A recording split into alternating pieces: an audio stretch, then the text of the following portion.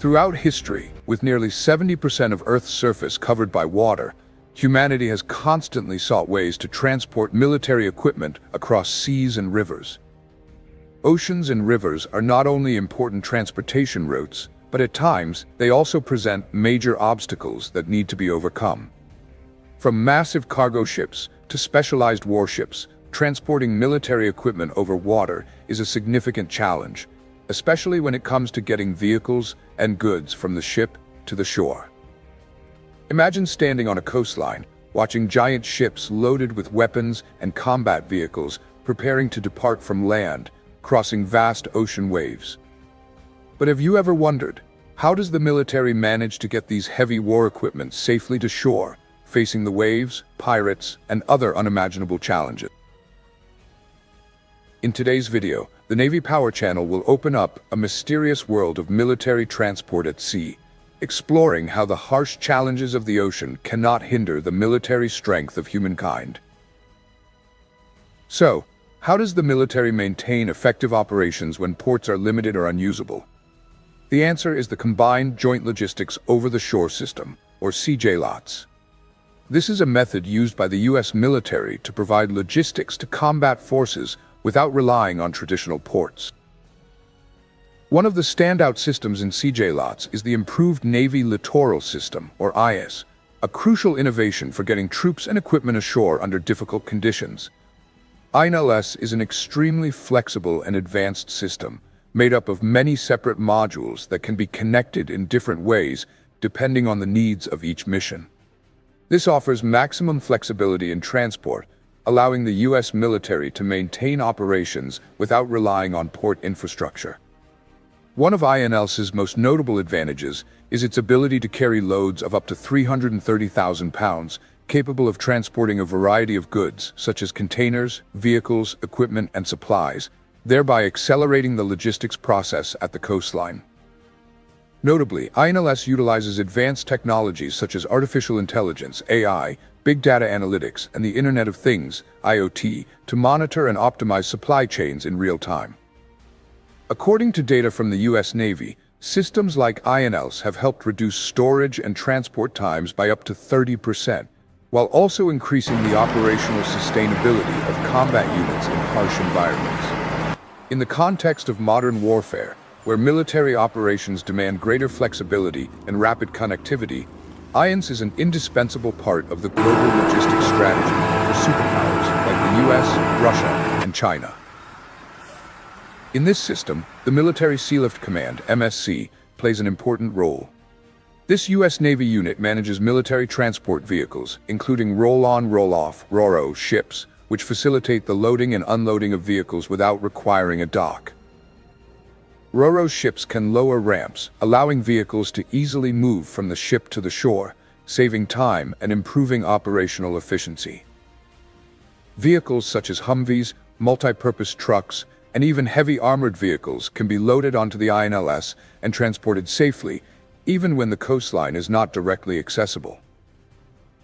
So, have you ever wondered how U.S. Armed Forces manage to quickly and efficiently bring heavy weapons, such as the HIMARS rocket artillery system, to the battlefield during amphibious operations? The answer lies in the INLS system and the Landing Craft Utility, LCU. LCU vessels can transport military vehicles directly from the ship to the beach, or onto the INLS if direct beach access is not possible. The LCU, with a carrying capacity of up to 440,000 pounds, is a crucial amphibious vehicle. It can transport large military equipment such as tanks, armored vehicles, heavy machinery, and vehicles onto beaches or land areas without requiring a port. The LCU not only carries troops, but can also transport essential supplies, ranging from ammunition to medical equipment and other goods needed to support amphibious landings or rescue operations. The transport capabilities of the LCU, Landing Craft Utility, are not limited to carrying combat vehicles. They also include the ability to access areas with difficult terrain or beaches that cannot be directly reached. With its tracks and flexible design, the LCU can cross muddy beaches, deep snow, or even storm-ravaged areas that larger ships cannot access. This allows the U.S. Navy and Marine Corps to move weapons, vehicles, and troops to strategic positions on the coastline quickly and efficiently, regardless of terrain or weather conditions. Imagine this. HIMARS systems can fire precise and powerful rocket salvos from the coast, targeting critical objectives. The ILS, Inland Navigation Launch System, serves as the bridge to position these heavy vehicles exactly where they're needed, ready for assault. As a military expert, how would you assess the importance of the INLS and amphibious landing systems in maintaining combat effectiveness during amphibious operations? Share your thoughts in the comments section below this video. When it comes to amphibious operations, our first thought is often of powerful warships capable of transporting military forces and equipment from distant islands to the shore. This is the specialty of the United States Marine Corps, USMC. Amphibious ships like the San Antonio-class LPD, landing platform dock, stand out as some of the best amphibious assault ships in the world, not only for their ability to transport troops, but also for their capacity to deploy vehicles, aircraft, and amphibious craft ashore. The San Antonio-class ships are remarkable not only for their troop transport capabilities, with space to carry up to 2,000 Marines and 14 heavy amphibious vehicles, but also for their ability to deploy combat vehicles, armored trucks, and helicopters onto land. With a large flight deck, the San Antonio LPD can accommodate and operate heavy amphibious craft like the LCC, Landing Craft Air Cushion, which is an air cushion vehicle that glides over the water, allowing for rapid deployment of troops and equipment to the shore, unaffected by tides or natural obstacles. Notable amphibious operations like the 1983 Grenada invasion and the 2003 Iraq invasion demonstrated the flexibility and effectiveness of amphibious ships and the Marine Corps in securing and controlling coastal areas in diverse combat environments. Specifically, these LPDs can launch 2 air cushion landing crafts, LTACs, or a single landing craft utility, LCU. Other amphibious vehicles, such as the AAV, Assault Amphibious Vehicle, or ACV, Amphibious Combat Vehicle, can also be deployed from the ship. Imagine these vehicles slowly lowering into the water, preparing for the battle on the coastline. It's not just a simple landing, it's an incredible demonstration of technological power and tactical proficiency. What's even more fascinating is that the U.S. Marine Corps also uses the M142 HIMARS, High Mobility Artillery Rocket System, a powerful weapon with a shoot-and-scoot tactic. HIMARS can be deployed from ships or aircraft, firing rockets and immediately moving to avoid enemy retaliation. You can picture HIMARS units not just striking first, but moving like ghosts, making it nearly impossible for the enemy to counter. One of the impressive tests involved deploying HIMARS directly from the deck of a warship, showcasing the weapon's incredible mobility. HIMARS uses rockets like the GMLRS, Guided Multiple Launch Rocket System, which has a range of 3 miles with the standard GMLRS version and up to 186 miles with the ATAMS, Army Tactical Missile System, enabling precise strikes on strategic targets. This system can fire up to 6 rockets in 60 seconds with extremely high accuracy, thanks to GPS and INS, Inertial Navigation System, guidance technology. Targets may include ammunition depots, command centers, radar stations, and moving targets. According to Navy Power's research, one HIMARS battery costs about $14 million, including transport vehicles, the rocket launcher system, and supporting equipment, while each GMLRS rocket costs between $100,000 and $150,000. The precision and flexibility are justified for swift and accurate attack operations. If you agree with this, comment number 1. But landing on the beach is only the first step. Once U.S. forces have secured the beachhead, moving military equipment further inland presents a significant challenge. Rail transport becomes a critical option, especially when rail lines run through major military bases. Rail transport can be cost-effective, but it requires careful preparation, and the deployment speed is not as fast as road transport. Military trucks like the Oshkosh M70 and the M1000 trailers from the US are used to transport the M1 Abrams main battle tanks. Can you imagine the sight of massive M1 Abrams tanks, without engines, being lifted by cranes onto trucks or trains? This is a job that demands absolute precision and perfect coordination between technicians and supporting personnel. Additionally, while rail transport is cheaper, it is much slower compared to road transport. For this reason, the US military and armed forces from many countries still rely on heavy trucks to meet the demands of fast and efficient transport.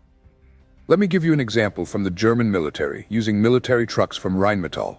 The RMMV, Rheinmetall military vehicles, truck line from Germany, such as the HX2, HX60, and HX77, has proven its versatility and durability in all combat conditions. Heavy-duty military trucks like the M1070 Heavy Equipment Transporter, HET, and the M939 series are designed to transport heavy combat vehicles, including tanks, armored vehicles, other military machinery, and supplies. For example, the M70 HET can carry up to 154,000 pounds of cargo, allowing large military vehicles to be moved from ports or logistics hubs to strategic areas, even in rugged terrain or areas without developed roads. Each M1070 can carry an M1 Abrams tank weighing around 132,000 pounds, which helps the US military maintain mobility and readiness on any battlefield.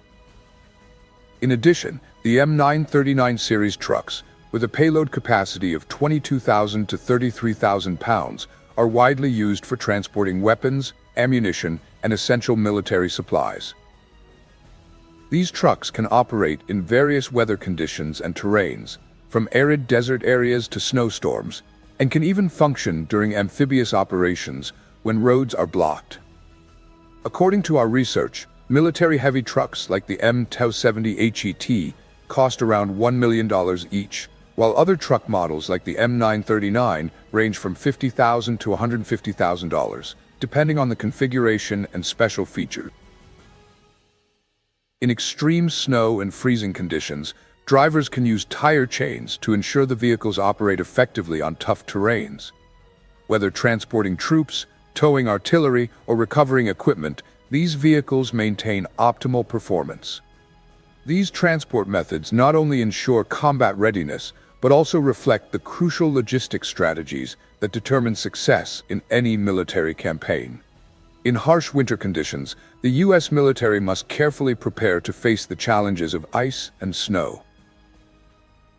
To prepare for operations in polar regions, the US military may train in Alaska, but frequently participates in snow and ice exercises in Norway, a NATO member country. One of the key exercises is Trident Juncture, held annually, which helps US military drivers learn how to use tracks and drive vehicles on snow-covered and icy roads. In addition, the US Marine Corps has the opportunity to hone their combat skills in cold weather and mountainous terrain in Germany through the Snow Panzer exercise. This is part of a training plan designed to make Marines proficient in fighting in extreme environments like the Arctic. During winter training, soldiers also undergo special drills, which include operating vehicles in deep snow, moving infantry through frozen areas, and using cold weather gear like winter protective suits and communications equipment that functions in extreme cold. The US military also conducts joint exercises with NATO allies in cold regions like Norway, where they practice winter warfare tactics, from setting up observation posts to deploying forces into remote areas. These invaluable experiences will serve as important assets for future military operations. But training doesn't just stop at tactics and strategy. Training also helps soldiers become accustomed to maintaining combat readiness in freezing conditions, while UAVs, unmanned aerial vehicles, play an increasingly important role in modern warfare. The US military will also test UAVs in extreme cold environments to evaluate their performance under these harsh conditions. Throughout the history of warfare, US military operations in the Arctic have been rare since the Korean War. However, ice and snow training has been crucial in preparing for future combat operations in polar regions. Fortunately, Tracked combat vehicles have a significant advantage in these conditions, and the U.S. military possesses a wide range of tracked vehicles, such as the Abrams tank and Bradley infantry fighting vehicle. One of the special vehicles used is the BV-206, a famous multi-terrain tracked vehicle that excels not only in snow and ice, but also offers low cost and the ability to carry up to 2.4 tons of cargo or 17 soldiers. According to our findings, with a maximum speed of 40 miles per hour, the BV-206 is an ideal choice for training and combat in the polar regions. The BV-206 is not only used by the U.S. military, but is also exported and widely used by many countries around the world, including Sweden, Canada, Norway, and the United Kingdom, especially for missions in cold regions like Alaska, Northern Europe, and Antarctica.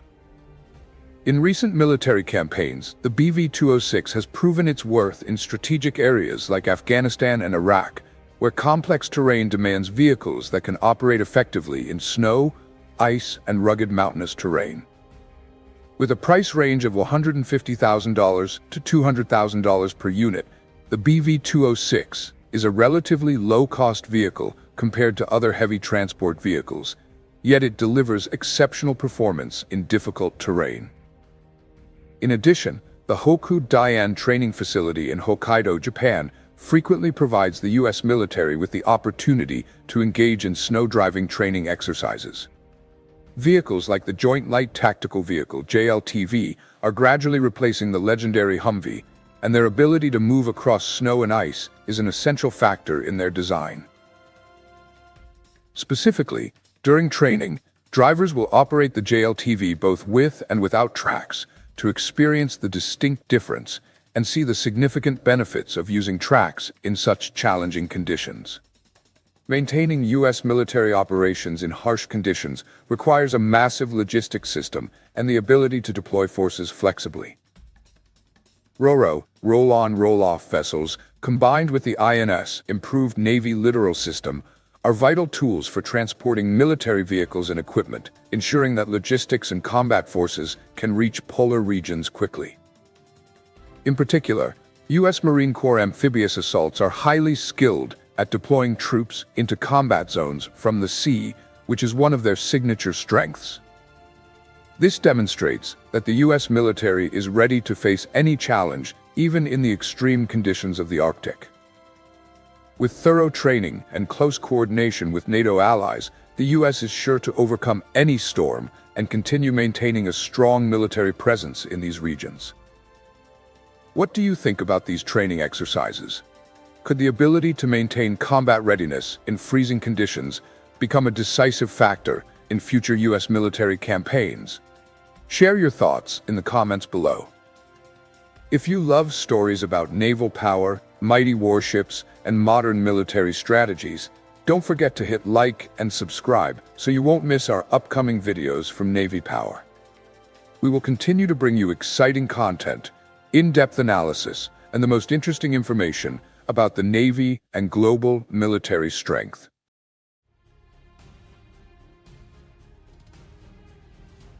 The legendary A-10 Warthog, dubbed the Tank Killer, once dominated numerous battlefields, with advanced upgrades making it a formidable adversary on par with modern jets like the F-35. Its incredible firepower and durability have earned the A-10 the nickname Tank Hunter. Designed to dominate the battlefield, the Warthog emerged as a result of lessons learned from the Korean War and improvements on the success of the Douglas A-1 Skyraider, making it more powerful than ever. But the question remains, what new upgrades have made the Warthog even stronger? And can it continue to hold its ground in the future, especially when facing modern and complex threats? Join Navy Power as we explore the A-10's upgrade journey and discover what makes its 2025 version a game changer. Back in the 1960s, when the world faced the threat of nuclear war, Pentagon leaders quickly realized that victory depended not only on the number of nuclear weapons, but also on ensuring effective support for ground forces. After World War II, the development of attack aircraft slowed, putting the U.S. at a disadvantage during the Vietnam War. At that time, America's primary attack aircraft was the Douglas A-1 Skyraider, a machine from the Korean War era. However, during the Vietnam conflict, the A-1 revealed its limitations due to a lack of sufficient firepower to penetrate dense jungles and its vulnerability to enemy anti-aircraft fire. In response to these challenges, enhancing close air support became the top priority for the U.S. Air Force. Although the Douglas A-1 Skyraider was aging and in need of replacement, its contributions during the Vietnam War were undeniable. A veteran who served at a search and rescue base on the Laotian border shared. While stationed on the Laotian border, we had plenty of A-1s. This aircraft could carry more weapons than its own weight and was an excellent tool for protecting downed pilots. Despite being an easy target, its slow speed allowed the A-1 to drop bombs accurately just a few yards away from Allied troops, something modern jets couldn't achieve. The slow flight capability of the A-1 Skyraider enabled it to carry out missions that modern jets simply couldn't handle. MAC FOG special units, which carried out secret missions in Laos and Cambodia, consistently praised the A-1 for its ability to protect and save them in life-threatening situations. The A-1 could carry a massive amount of ammunition, allowing it to sustain prolonged attacks before needing resupply. In September 1966, General John P. McConnell, Chief of Staff of the U.S. Air Force, ordered the launch of the AX Attack Experimental Program to counter the threat posed by Soviet tanks.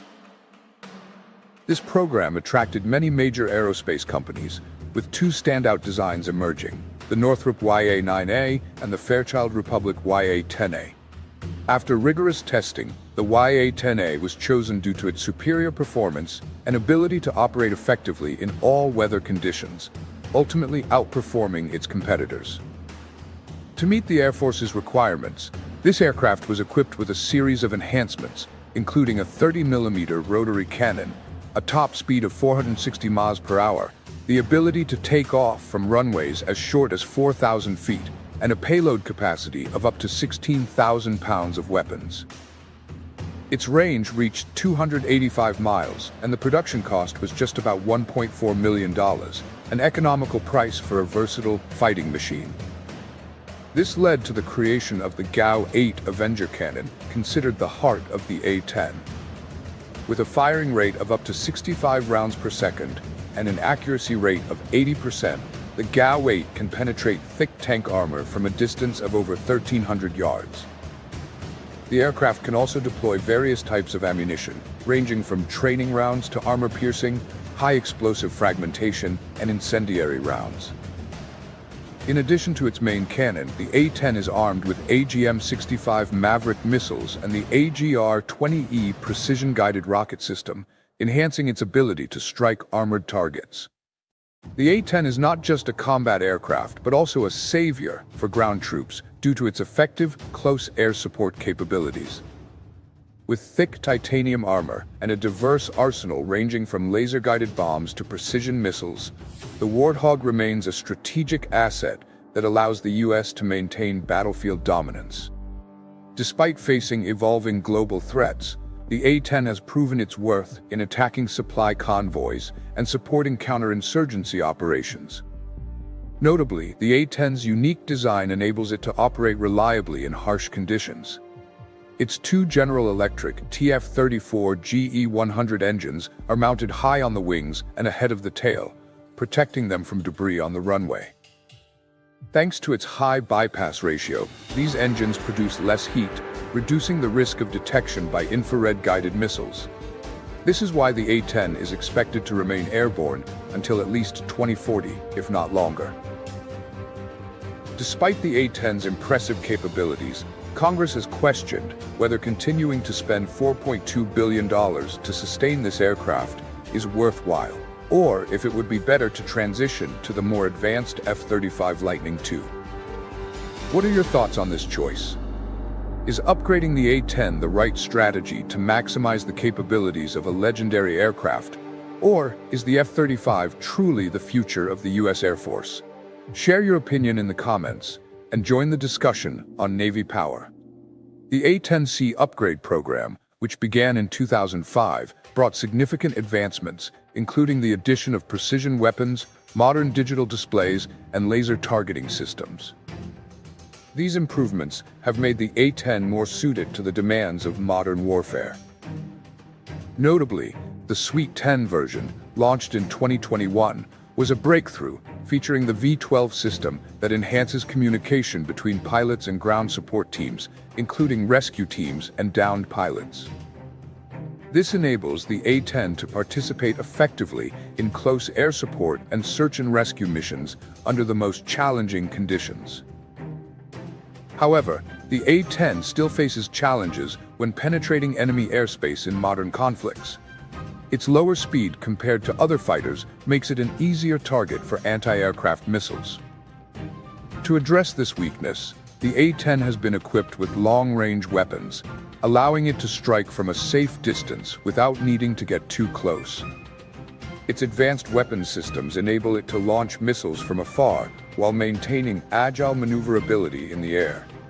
One of the most critical upgrades is its night combat capability, thanks to night vision goggles (NVG). The A-10 can operate effectively at low altitudes at night, precisely targeting ships using the new AR-12 system, which reloads rockets 4 times faster than before, making the A-10 even more dangerous to adversaries. Another significant upgrade is the Suite 9 system, introduced in 2019, allowing Joint Terminal Attack Controllers, JTACs, to send their coordinates directly to the A-10's computer. This prevents friendly fire incidents and enables the aircraft to engage multiple targets simultaneously with precision-guided weapons. With a single button press, the pilot can release up to 6 types of bombs at once, something that previously required considerable effort and time. Pilots can now deploy bombs such as the GBU-38 and GBU-31 JDAM, with the system automatically calculating whether the target can be hit in a single strike. The A-10's cockpit has also been upgraded with the Hobbit hybrid optical-based inertial tracker helmet, which more accurately tracks the pilot's head movements, enhancing target acquisition. With the capacity to carry up to 16,000 pounds of weapons across 8 wing hardpoints and 3 fuselage hardpoints, the A-10 can deploy a variety of bombs, including 500-pound Mark 82 bombs, 2,000-pound Mark 84 bombs, and GBU-39 bombs. Alongside its projectile arsenal, such as laser-guided AGM-65 Maverick missiles, 2.75-inch unguided rockets, and AIM-9 Sidewinder air-to-air missiles, the A-10 becomes a versatile combat machine, ready to handle any situation. The Situational Awareness Pad in the Suite 9 upgrade has completely transformed how the A-10 interacts with Allied forces on the battlefield. Pilots no longer need to search frantically for their comrades in chaotic, dusty, debris-filled environments. Instead, they can receive precise, real-time location data. This not only minimizes errors, but also ensures the safety of friendly forces, allowing the A-10 to maintain its combat effectiveness without endangering allies. Despite undergoing numerous significant upgrades, can the legendary A-10 Thunderbolt II continue to dominate modern battlefields? Under pressure from Congress and facing stiff competition from the F-35 Lightning II, the U.S. Air Force has had to prove that the A-10 remains the optimal choice for ground support missions. To do so, they have implemented key upgrades like Suite 10 and Suite 11, significantly enhancing the Warthog's combat and survivability capabilities. Suite 10 brought breakthrough capabilities to the A-10, particularly with advanced targeting systems like the BAE Systems Vision X Scorpion. This system provides pilots with critical information as they turn their heads, reducing target acquisition time and increasing combat efficiency. Now, the A-10 can engage multiple targets simultaneously with a single button press, fully integrating AGM-30 APKWS missiles for precise long-range strikes. Additionally, the addition of GBU-30 V3 JDAM bombs and new fuses offers more precision attack options. Suite 11, currently being tested by the 40th Flight Test Squadron in Florida, will equip the A-10 with modern cockpit displays, enhanced audio systems, improved GPS jamming resistance, and upgraded communication system. These enhancements will not only keep the A-10 operational, but also ensure its battlefield dominance through 2030 and beyond. Notably, the re-winging project, which lasted from 2007 to 2019, has strengthened the aircraft's wings, reducing the need for continuous repairs and ensuring the flying tank remains combat-ready for the long haul. But what truly sets the A-10 apart from its competitors? Look no further than its unmatched survivability. Designed to withstand hits from armor-piercing and high-explosive 23mm rounds, the A-10 can continue flying even with one engine shot out, a damaged tail, or even a missing portion of its wing. In 2003, during the Iraq War, pilot Kim Campbell managed to safely return her A-10 to base even after the aircraft was hit, damaging its engine and hydraulic system. The plane was still able to fly thanks to its manual backup control system, demonstrating its incredible resilience. The A-10 is not only a powerful combat machine, but also extremely easy to maintain in harsh conditions. Almost all major components, like the engines, tail sections, and landing gear systems, can be quickly swapped between sides, speeding up maintenance and reducing downtime. Designed like a flying tank, the A-10 is armored with up to 1,200 pounds of titanium alloy, with 1.5-inch thick plating around the cockpit to protect the pilot from ground attacks. But can a heavy aircraft like the A-10 keep fighting if its fuel system is hit? Engineers planned for this by placing 4 fuel tanks near the aircraft's center and encasing them in polyurethane foam to prevent leaks. Even if all 4 tanks are punctured, the aircraft can still fly an additional 230 miles using 2 special backup fuel reservoirs. Since its inception, the A-10 has undergone a series of rigorous tests to ensure optimal performance. Notably, in the 1970s, a 2-seat YA A-10B variant was developed to test its ability to operate in all weather conditions.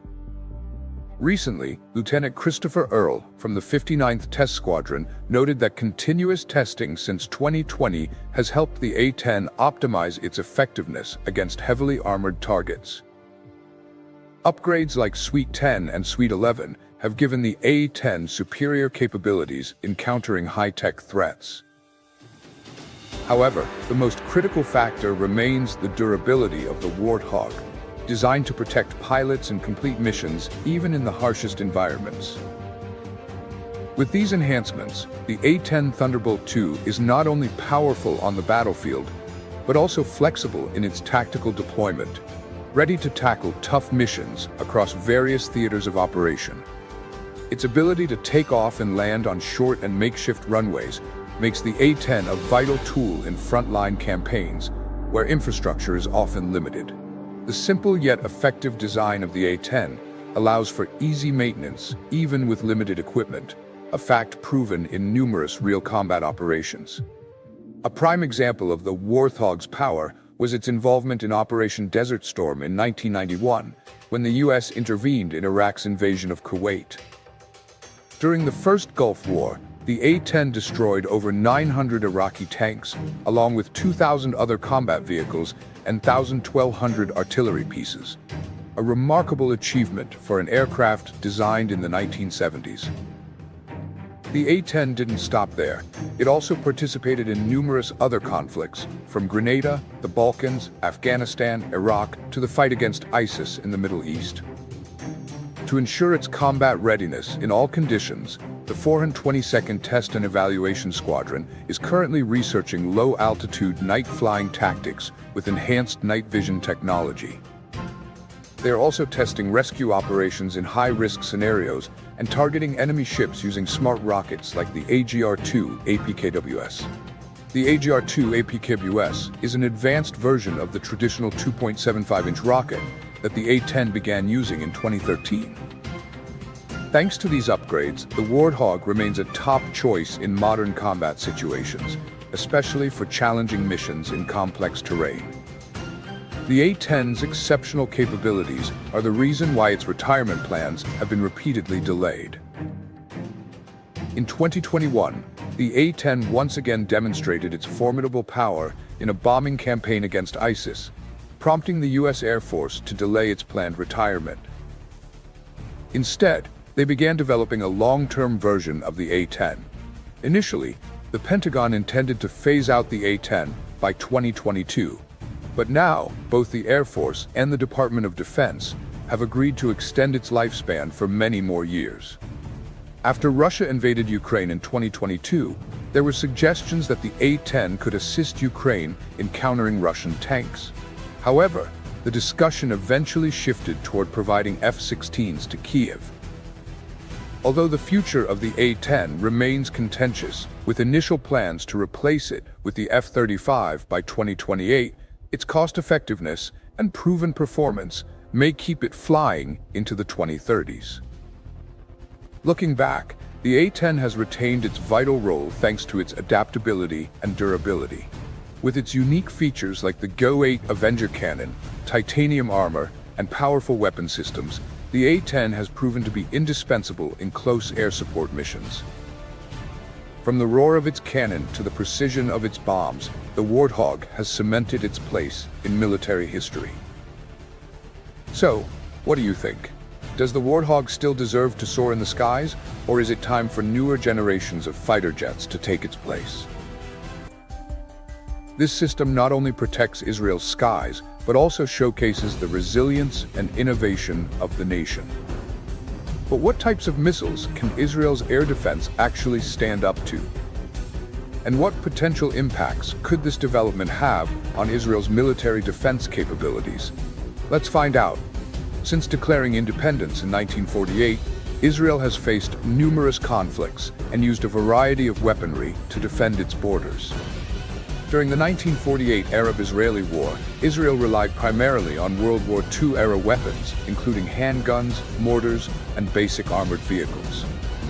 By 1956, in the Suez Crisis, Israel joined forces with France and the UK in a campaign against Egypt, marking the first display of Israel's Air Force strength with advanced aircraft.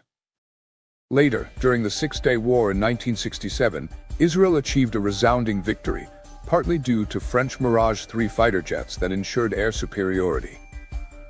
This war also saw the deployment of Soviet T-54 and T-55 tanks. In 1973, during the Yom Kippur War, more advanced American fighter jets appeared, emphasizing the importance of anti-tank missiles, especially the Soviet-made RPG-7, which was in the hands of Arab forces.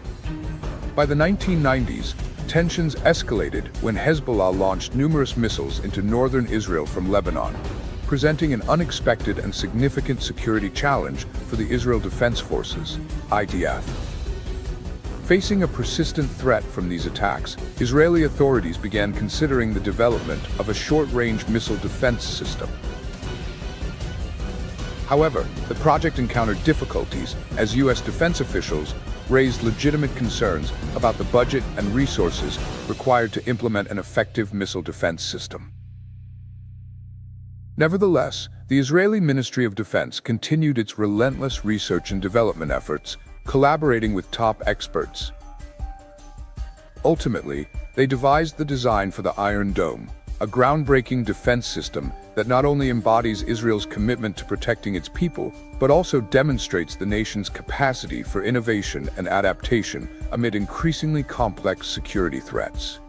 The story of Iron Dome truly began in 2004, when Brigadier General Daniel Gold led the IDF's research and development unit. A strong advocate for the project, he even navigated around military procurement regulations to secure funding. Gold also played a crucial role in garnering political support for the project.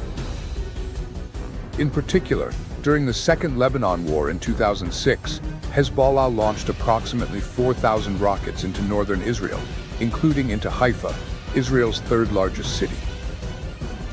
The attacks killed 44 civilians and forced about 250,000 Israelis to evacuate. Approximately 1 million Israelis had to take shelter in bomb shelters or neighboring areas throughout the conflict. In southern Israel, over 8,000 rockets were fired from Gaza, primarily by Hamas, between 2000 and 2008. Most of these rockets were launched from 122mm Grad rocket launchers, offering a longer range than other methods and posing a greater threat. This situation posed a severe security threat to Israel and millions of southern Israelis within missile range. Amid the attacks and complex security situation, the world showed varied reactions to the plight of the Israeli people. Israel's allies, especially the United States and many Western nations, consistently expressed support for Israel's right to self-defense and condemned the rocket attacks targeting civilians. People worldwide prayed for Israel to overcome these challenging trials, with everyone hoping for peace and safety for the Israeli people, wishing them resilience through hardships and a glimpse of hope amid the turmoil. These prayers and expressions of faith were sent with the hope that peace and calm would soon return to this land. In an effort to strengthen defense capabilities, in February 2007, Defense Minister Amir Peretz chose the Iron Dome system as a defensive solution to counter short-range missile attacks, aiming to protect civilians from increasing threats. Since then, the $210 million system was developed through a collaboration between Rafael Advanced Defense Systems and the Israel Defense Forces, IDF, creating one of Israel's most advanced defense systems, designed to detect and neutralize various airborne threats, such as short-range rockets, artillery shells, and ballistic missiles. Since its initial deployment, Iron Dome has become renowned for its exceptionally successful interception rate, protecting both civilians and critical military assets from missile and rocket attacks. So what makes the Iron Dome system so exceptionally powerful? What enables its near-perfect interception capabilities? How does it operate? Let's continue exploring. The Iron Dome's core mission is to detect and neutralize immediate threats from short-range projectiles, primarily missiles and 155mm artillery shells, with a range of up to 43 miles. The remarkable feature of Iron Dome is its operational effectiveness, which remains unaffected by any external environmental factors, whether day or night, in adverse weather conditions, or when dealing with multiple threats simultaneously. This system's flexibility and reliability truly stand out, underscoring its essential role in protecting Israel's territories and citizens. At the heart of Iron Dome lies its detection and tracking radar, a watchful eye developed by ELTA, a defense company that is a subsidiary of Israel Aerospace Industries, in collaboration with the IDF. This radar system has the crucial task of identifying incoming missile launches and continuously tracking their trajectories. It uses phased array radar modules to scan large areas rapidly, capable of monitoring multiple targets simultaneously. The Iron Dome radar emits electromagnetic waves into the surrounding space and receives return signals from objects within its surveillance range. Based on these return signals, the radar can calculate and determine the location, speed, and direction of moving targets, enabling it to analyze and assess the threat potential. The radar can detect threats from a maximum distance of up to 43 miles, depending on the target, providing enough time for the system to respond to threats from rockets, artillery, and UAVs. Upon detecting a high-risk target, the radar quickly transmits information about the target's location and trajectory to Iron Dome's command and interception system. Real-time data analysis enables the system to monitor any changes in the target's direction or speed, optimizing interception accuracy.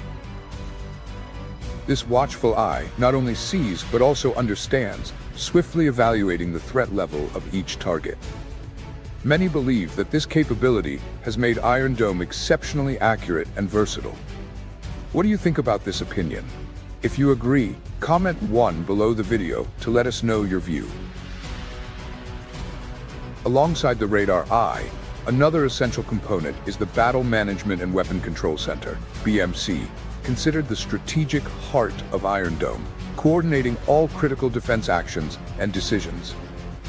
Created through a partnership between Rafael and Israeli software company Esed Systems, this center is responsible for processing all radar data, accurately assessing the trajectory of detected threats. Only when a target is confirmed to genuinely threaten a designated area will the system activate the intercepting missile, ensuring each launch is highly accurate and no resources are wasted. The final piece of the system is the Missile Launcher Unit, which plays the critical role of launching Tamir interceptor missiles. Developed by Rafael, Tamir is equipped with advanced electro-optic sensors and multiple control fins that enhance maneuverability and precision. Each Iron Dome battery typically includes 3 to 4 launchers, each containing up to 20 interceptor missiles, enabling the system to handle multiple threats simultaneously. The readiness of these launchers not only demonstrates the strength of Iron Dome, but also highlights the seamless integration of technology and tactics. The effectiveness of Iron Dome is evident in its streamlined operation and high-tech coordination. The system's ELM-2084 radar continuously scans the airspace, detecting threats and capturing initial trajectory data, which is essential for precise interception calculations.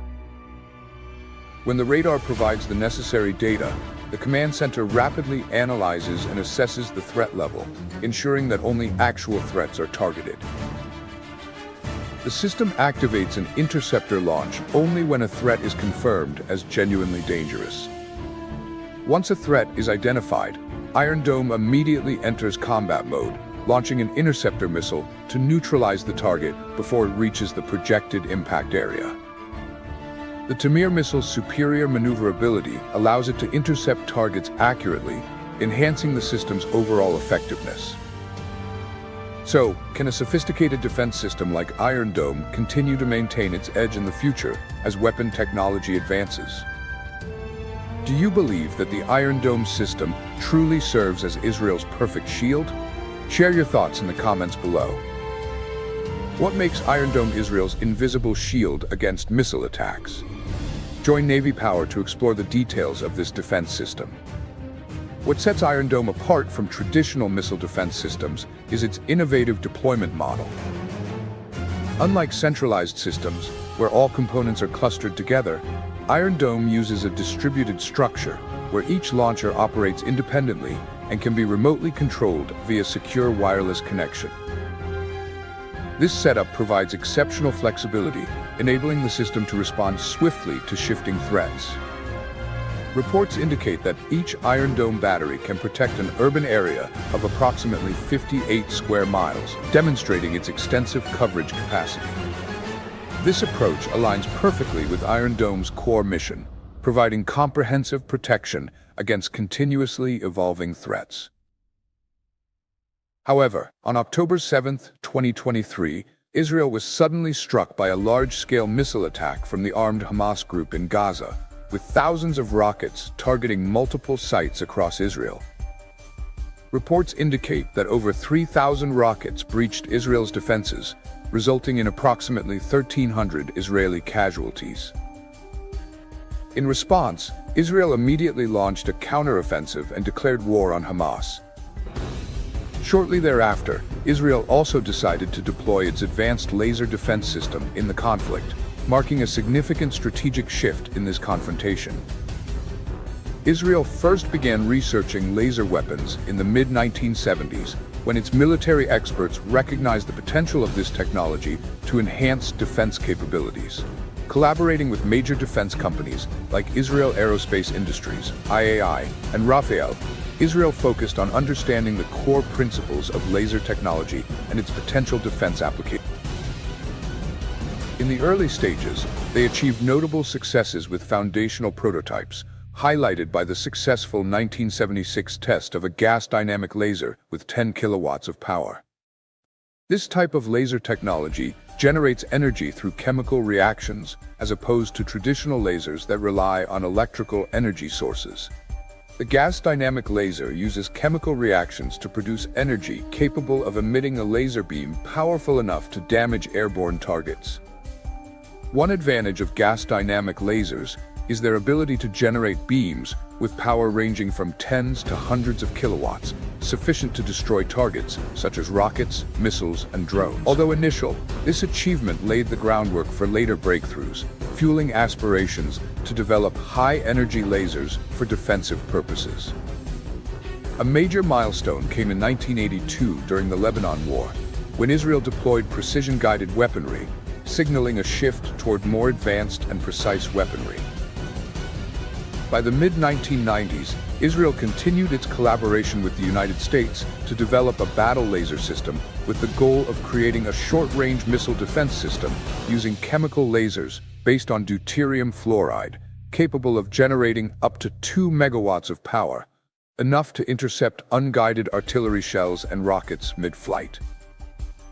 In 2014, Rafael officially introduced the Iron Beam system, known in Hebrew as Keren Barzel, and also referred to as Magen Or or Light Shield. This directed energy weapon is designed to intercept and neutralize short-range threats like rockets, artillery shells, and mortars, with an effective range of up to 4.3 miles. Iron Beam operates alongside Iron Dome to counter missiles launched from greater distances and can also intercept drones, establishing itself as the sixth essential component in Israel's integrated defense system alongside Arrow 2, Arrow 3, David's Sling, and Iron Dome. Iron Beam uses fiber optic lasers to produce directed energy beams that can operate independently or integrate into a larger air defense system, enhancing response capabilities against airborne threats. Many believe that Iron Beam's laser technology is ushering in a new era in defense. What do you think? Share your thoughts in the comments. Iron Beam's operation begins by detecting threats through surveillance and tracking platforms, followed by an immediate counteraction. So, why do directed energy weapons like Iron Beam have an advantage over traditional missile interception systems? This advantage is due to their low operational cost, continuous firing capability, and minimal human intervention. Additionally, they eliminate the problem of interceptor missile debris falling in protected areas, making each interception safer. The cost per shot for Iron Beam is only around $2,000, compared to $100,000 to $150,000 per traditional interceptor missile launch. Reports from 2016 indicated that Iron Beam's laser reached power levels in the tens of kilowatts. By 2020, the system was estimated to engage targets from about 4.3 miles away, neutralizing missiles, UAVs, and mortar shells within approximately 4 seconds of contact. Iron Beam uses a solid-state laser, generating high-power beams through special crystals or semiconductor materials stimulated electrically. When radar detects a threat, rocket, artillery shell, or UAV, the target tracking system locks onto it and directs the laser beam precisely at the moving object. Once locked, the system emits a high-power laser beam, creating intense heat on the target's surface. This heat can melt, deform, or destroy key components, causing the target to explode or fall. Iron Beam's laser is fired immediately once target lock is achieved. The laser's near-light speed velocity enables it to counter threats significantly faster than interceptor missiles, ensuring more effective defense against fast-moving targets. By 2023, experts anticipated Iron Beam's power could exceed 100 kilowatts, allowing the system to focus its beam with coin-sized precision at a range of 6.2 miles. Iron Beam is the result of 5 years of solid-state laser research and development, led by Rafael, with funding from the Israeli Ministry of Defense and support from the United States. Initially designed for mobility and independent operation, Iron Beam was later adapted to a stationary system to optimize weight and power. This adjustment also facilitated integration with the Iron Dome system, reducing the overall complexity. The original plan included 2 laser units with power levels between 100 and 150 kilowatts, sufficient for effective defense against close-range threats. While Israel continues to improve its defense systems, its concerns over Iran's nuclear ambitions remain high. Recently, Iran captured global attention with the unveiling of its hypersonic missile, the Fatah. This 2-stage solid-fuel missile boasts an impressive range of up to 870 miles and terminal phase speeds of Mach 13 to Mach 15. What truly sets Fatah apart is its warhead's innovative spherical engine, which uses solid fuel and a movable nozzle, enabling precise multi-directional control and adaptability across various environmental conditions. With its exceptional speed, Fata not only extends its range, but significantly shortens target response time, making it a formidable challenge for defense systems. Notably, Fata's maneuverability allows it to operate both inside and outside the atmosphere, rapidly altering its trajectory and creating substantial challenges for defense systems. Iran claims this missile can bypass all existing missile defense systems, potentially marking a major advancement in Iran's missile technology. If Fata's capabilities are proven, this hypersonic missile could pose a significant challenge to global missile defense architectures, even complicating advanced systems like Iron Dome, which are designed for slower-moving threats with more predictable trajectories. This development raises regional concerns and introduces a new dimension to the global security landscape. However, Israel's military technology and capabilities are widely recognized, and the debut of its advanced laser defense system, Iron Beam, in April 2022 further reinforced Israel's strategic position. Nevertheless, Israel's technological prowess and military capabilities remain undeniable. In 2022, the Israeli Ministry of Defense and Rafael announced that Iron Beam had successfully intercepted UAVs, missiles, mortars, and anti-tank rockets. This accomplishment is a crucial milestone for Iron Beam, which effectively operates over short ranges from a few hundred meters to several miles, a particularly useful feature given concerns about Iron Dome's ammunition potentially being insufficient for sustained attacks. Under this pressure, Prime Minister Naftali Bennett declared in February 2022 that Israel intended to deploy Iron Beam within a year. However, by October of that year, Rafael indicated it might take an additional 2 to 3 years for the system to reach 100 kilowatts of power and complete deployment. By May 2023, Rafael introduced the naval version of Iron Beam, designed for installation on warships. This naval Iron Beam delivers 100 kilowatts of power within a range of several miles, aimed at protecting ships from threats like UAV swarms and anti-ship missiles. The system retains the turret's size and can be integrated into ship structures or containerized modules, allowing for flexible deployment. The naval Iron Beam is expected to be equipped on Israel's Reef-class corvettes within the next 4 to 5 years. With superior accuracy and cost-effectiveness in countering close-range threats like mortars and missiles, Iron Beam brings substantial advancements to Israel's defense capabilities. Iron Beam's short-range capability is particularly vital since Iron Dome primarily focuses on more distant targets. Amid ongoing conflicts with neighboring nations, Iron Beam's contribution to Israel's military capabilities is undeniable.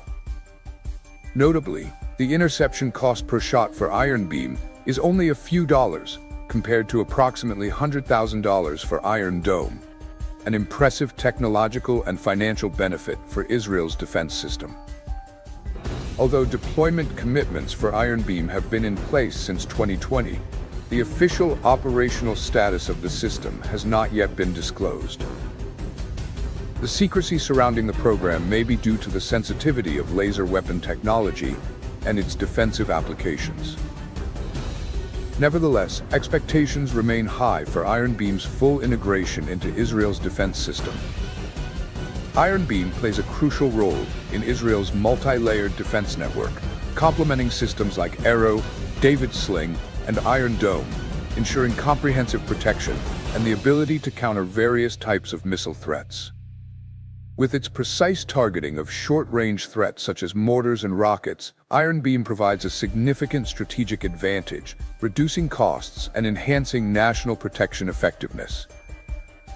Beyond benefiting Israel, Iron Beam also offers potential for other countries facing threats from short-range projectiles. This technology marks a significant step forward in laser-based missile defense technology and holds the potential to reshape missile defense strategies globally.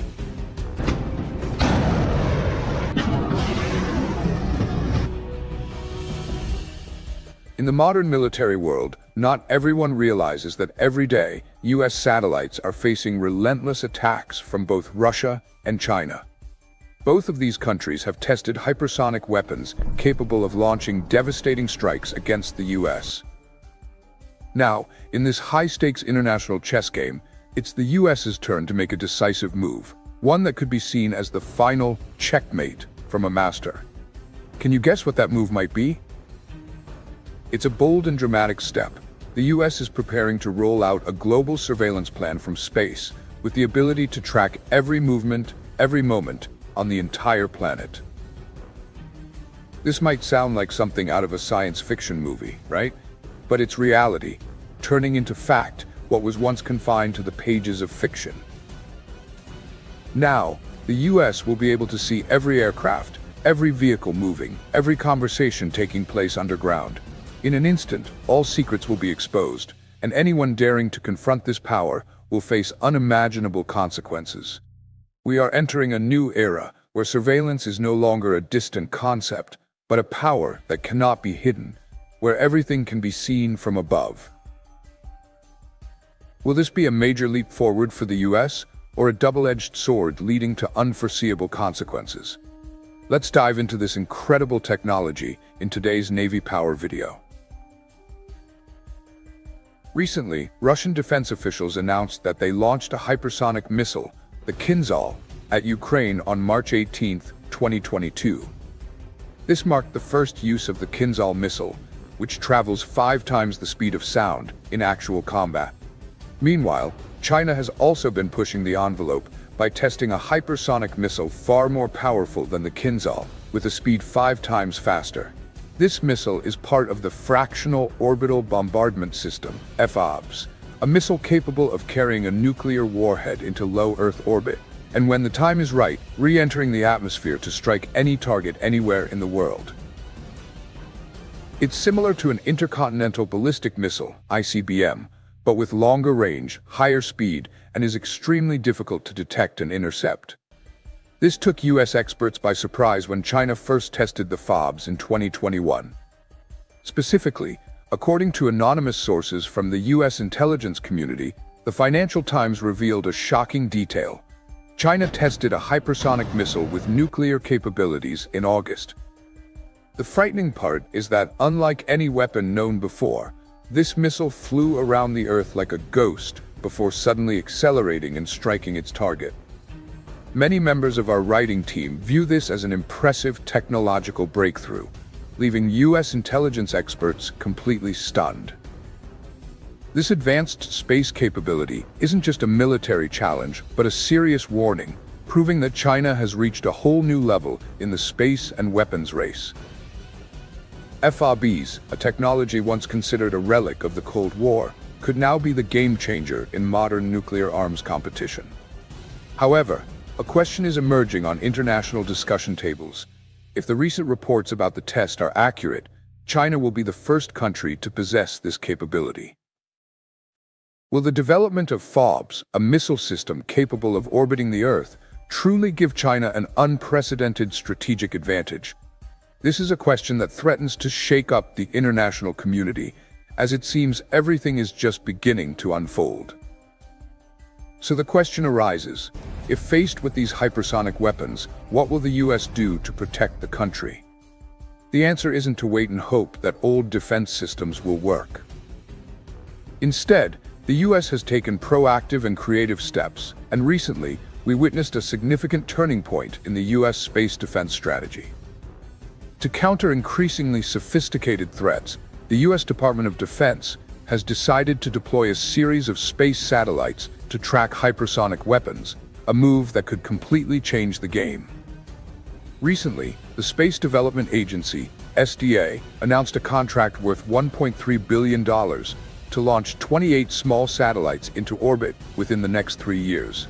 These satellites will play a crucial role in the national space defense strategy, helping the US with early warning and tracking of dangerous missiles from space. This is the first step in building a national space architecture that includes 2 layers of satellites, a transport layer and a tracking layer. The transport layer will provide low-latency military data communication for global combat platforms. The tracking layer will focus on detecting and tracking advanced missile threats, including hypersonic missiles, using algorithms to detect, process, and analyze data from space. According to Navy Power, the Tranche 1 tracking layer will be built on the foundation of Tranche 0, but with targeted technological improvements that offer superior capabilities. The focus of the Tranche 1 tracking layer is to develop a global satellite constellation dedicated to missile warning and tracking using infrared technology integrated with the low-latency communications network of the transport layer. This allows for the tracking of not only conventional missiles, but also advanced ones, starting from low Earth orbit, a rapidly developing field. The satellites in the Tranche 1 tracking layer will be deployed from the SDA's Operations and Integration Center at Grand Forks Air Force Base in North Dakota and Redstone Arsenal in Alabama. In 2022, Congress approved an additional $550 million in funding for the SDA to accelerate the deployment of the tracking layer. The specific goal is to demonstrate the ability to warn, track, and target missiles in space to support the U.S. Indo-Pacific Command. The SDA's vision is not only to develop a modern system, but also to create a highly resilient global strategy that can quickly respond to threats and meet the needs of all combatant commands while minimizing deployment costs. In the face of increasing missile and space threats, deploying such a system provides not only a strategic advantage, but also represents a major step forward in ensuring U.S. dominance in the global space and defense race. Imagine this. Once these satellites are operational, almost the entire planet will be covered by a surveillance network, with at least 2 satellites capable of observing any point on Earth at any time. This not only creates an excellent defense layer, but also provides the U.S. with extremely critical intelligence in space warfare, where every second could be a matter of life and death. What do you think of this remarkable strategy? Can it protect the U.S. from future space threats? Share your thoughts in the comments. It's well known that space is becoming a crucial front in modern warfare. But there's a big question. Can the U.S. military protect its satellites from threats posed by nations like Russia and China, adversaries developing increasingly powerful anti-satellite technologies? According to the latest information from the Space Development Agency, SDA, the U.S. has begun deploying a new network of satellites to defend the skies. Called the tracking layer, this system will consist of hundreds of small satellites, enhancing the ability to detect and track missiles, even if adversaries try to neutralize the U.S. satellites. This development is truly a turning point. Just 4 years ago, General John Hyten, while serving as the commander of U.S. Strategic Command, warned of the need to modernize the U.S.'s space surveillance capabilities to address new ballistic missile threats.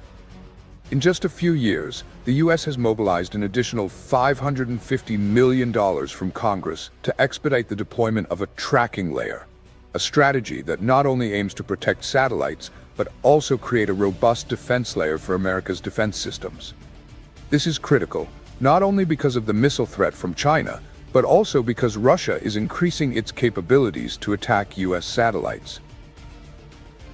Recent satellite imagery reveals that Russia has begun developing a laser system capable of blinding satellites, a technology that could incapacitate reconnaissance satellites without generating dangerous debris in space. This project, known as Kalina, is being developed at Russia's Krona facility, renowned for its advanced optical technologies. The first trace of this project surfaced in 2002, when Kalina was mentioned in a doctoral thesis as the name of a study commissioned by the Russian Ministry of Defense and assigned to NPK-SPP. The original goal of the project was to develop adaptive optical systems for giant telescopes to compensate for distortions caused by the atmosphere and the telescopes themselves. However, what no one anticipated was that Kalina would go beyond the realm of optics. Kalina has actually evolved into a space weapon, a sophisticated attack system hidden under the guise of scientific research. 3 independent sources we've consulted have provided clear evidence of the project's shift toward military purposes. First, in January 2014, a publicly available bank guarantee document revealed that Kalina was designed to create a system for counteracting the functions of satellite photonic systems using solid-state lasers combined with adaptive optical transmission reception system. A year later, in 2017, another document surfaced, describing Kalina as a space security complex, a term also used for the Burevestnik anti-satellite system, a project believed to be related. Finally, in the 2013 annual report by NPKSPP, one of the rare online reports, the organization acknowledged its involvement in developing a laser system for photonic warfare. Notably, this report described Kalina as a special quantum optical system, using similar terminology to refer to a system that Rosatom is developing, which is likely Perisvet, a system believed to be capable of destroying satellites from orbit. So what about China? That's right, they are also involved in this space race. In a 2022 research paper, Chinese researchers pointed out that combining soft and hard attack methods is critical for taking down SpaceX's Starlink satellite network. Given the immense military and communication value Starlink provides to the US, destroying it would disrupt one of America's greatest advantages on the battlefield. A recent intelligence report from the US Space Force revealed that China is rapidly building its space capabilities, with over 970 new satellites launched in a short period. These satellites, which are said to support precision strikes against US aircraft carriers, expeditionary forces, and air forces in the event of conflict, are raising concerns about a new Chinese military strategy. According to another document on space threats, in 2024, China's military deployment activities included 20 satellites launched between March and June. These satellites not only serve surveillance purposes, but are also designed to provide long-range precision strike capabilities against US and allied forces, offering a dangerous ability to strike from space. The People's Liberation Army, PLA, space forces are developing a range of offensive tools, including anti-satellite missiles, electronic jamming systems, robotic satellites, and orbiting spacecraft. These technologies could be used to attack and disrupt US space information systems, as well as destroy critical military facilities in space belonging to other nations. The intelligence report also suggests that the PLA may view space counteroffensive operations as an effective deterrent against US military intervention in a regional conflict. It's clear that the space war is no longer a distant concept. The three major military powers, the US, Russia, and China, are all vying for control of space with the most advanced technologies at their disposal. From brutal electromagnetic attacks that can paralyze entire communication systems, to precision missiles capable of puncturing the atmosphere and launching into orbit, these have all become indispensable weapons in modern defense strategies. These weapons are not merely the evolution of military technology, they are sharp blades that can sever any ties between nations, leaving adversaries at a disadvantage in the blink of an eye. A space attack could completely destroy satellite systems, disrupt communications, and cripple strategic military bases. This is no longer a war of gunfire or ground battles, it's an invisible war, taking place in space where every wrong decision could lead to a global catastrophe. A misstep in this strategy would not only have unpredictable consequences, but could also plunge the entire world into an unprecedented crisis, where space is not just an area to explore, but the battlefield that will determine the survival of nations. So the question is, can the US maintain its dominance in space? Small satellites will help the US military detect and counter missile threats, but can adversaries find ways to overcome this protective layer? This competition is certainly far from over. One thing is certain, we will continue to witness the rapid development of military space technology as each new step could reshape the future of warfare. You may not know, but one of the most promising military programs in the US right now is the Prompt Strike program, developed for the Zumwalt-class destroyers. This program allows the Zumwalt to launch ballistic missiles, which then release a hypersonic vehicle capable of traveling at speeds 7 to 8 times faster than sound, before accurately striking its target. This weapons system is being developed jointly by the US Navy and Army, with each Zumwalt ship being equipped with 12 hypersonic missiles divided into 4 launch tubes, with 3 missiles in each tube. Although the Zumwalt costs up to $7.5 billion, many analysts view it as a risky investment, especially since it has faced criticism regarding its value and practical utility in combat. However, the Zumwalt is not just an expensive warship, it also serves as a testing platform for advanced military technologies. Originally, the Zumwalt was designed to provide ground strike capabilities, with an advanced gun system using rocket-assisted shells to clear the way for Marines to assault the shore. However, according to our findings, one noteworthy point is that the 155mm gun system was cancelled due to its high cost, with each rocket-assisted shell priced between $800 and $1 million. So, what do you think about this space race? Does the US have enough defense capabilities to counter the increasingly sophisticated threats from Russia and China? The battle in space is heating up by the day, and the development of space weapons will shape the global landscape. Share your thoughts under this video and let us know how you assess the current situation.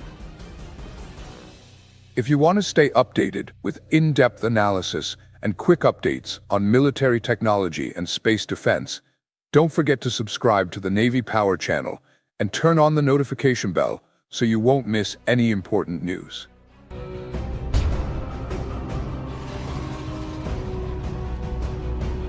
Have you heard of a design that transcends the boundaries of modern aeronautics? A nearly invisible war machine, undetectable by radar systems, and an ambitious $300 million project spearheaded by the Pentagon. The X-44 Manta is not just an aircraft, it's a symbol of the future of modern warfare. But why is such a masterpiece shrouded in secrecy? Is it America's ultimate strategic trump card, or merely an unfulfilled dream in the arms race? Why was this aircraft designed to be invisible? And is there any way to counter it? Join Navy Power as we delve into the mysteries surrounding this extraordinary plane. Developed by Lockheed Martin, the X-44 Manta is a stealth aircraft unlike any that came before it. With its revolutionary tailless design, the X-44 can accelerate to Mach 1 within seconds, a record among fighter jets. This aircraft boasts an operational range of 3,000 nautical miles, can fly continuously for 50 hours with refueling, and is capable of precision strikes on targets in remarkably short timeframes. Imagine an aircraft that can seamlessly perform reconnaissance and execute strategic attacks. This means it is not just a tool for gathering intelligence, it's a formidable offensive weapon. With a special coating called parallax, the X-44 achieves near-total invisibility to both radar and the naked eye. This coating operates as an integrated system of cameras and displays, allowing the aircraft to disappear from an opponent's view. Can you believe an aircraft could vanish right before your eyes? But that's not all. The X-44 project was mysteriously shelved, and information about it virtually disappeared from public view.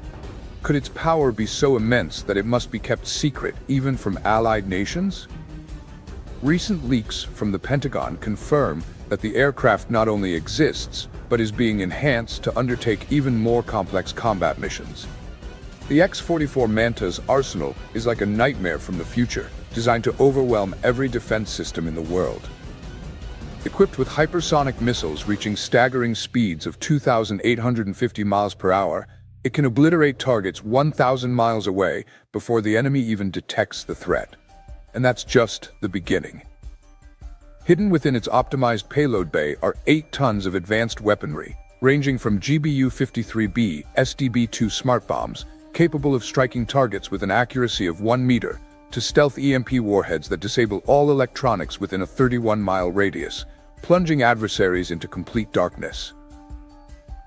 If that's not enough, its 150 kilowatts high-energy laser system can incinerate cruise missiles or satellites from up to 310 miles away, making it a terrifying force both on the ground and in space. The dramatic centerpiece of the X-44 is its brain, an advanced artificial intelligence system capable of analyzing battlefields in real time, prioritizing targets faster than any human operator. Integrated with long-range sensors that scan up to 930 miles, the X-44 not only detects every enemy movement, but also delivers preemptive strikes before the opposition can react. Additionally, it carries precision-guided bombs and an electromagnetic railgun capable of emitting EMP pulses to devastate enemy electronic infrastructure. Picture the X-44 soaring across the battlefield at 740 miles per hour in full stealth mode.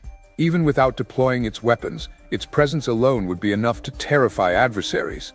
This is not just a fighter jet, it's the lightning bolt of modern warfare. If the X-44 Manta truly exists, it signifies a monumental leap in military technology. The Manta program, with its potential to redefine aerial combat, vanished quietly, like a forgotten dream. Although NASA and the U.S. Air Force recognized the groundbreaking promise of this bold design, the fate of the Manta was sealed before it could take flight. By 2000, the program was entirely canceled, leaving only a single prototype, a poignant reminder of a future that never came to be. At the time, the U.S. defense budget faced significant cuts following the Cold War. However, the devastating events of September 11, 2001, caused the defense budget to surge once again, but it was too late for earlier plans to materialize. In an alternate timeline, if the Manta program had been implemented in time, the X-44 could have become more than just a marvel. It might have served as a strategic game-changer in aerial warfare. Instead, it remains forever in the realm of what could have been, provoking the question, did the world miss a monumental historical milestone due to unforeseeable events? How do you defend against an enemy you cannot see? How do you respond to a threat that could emerge at any moment?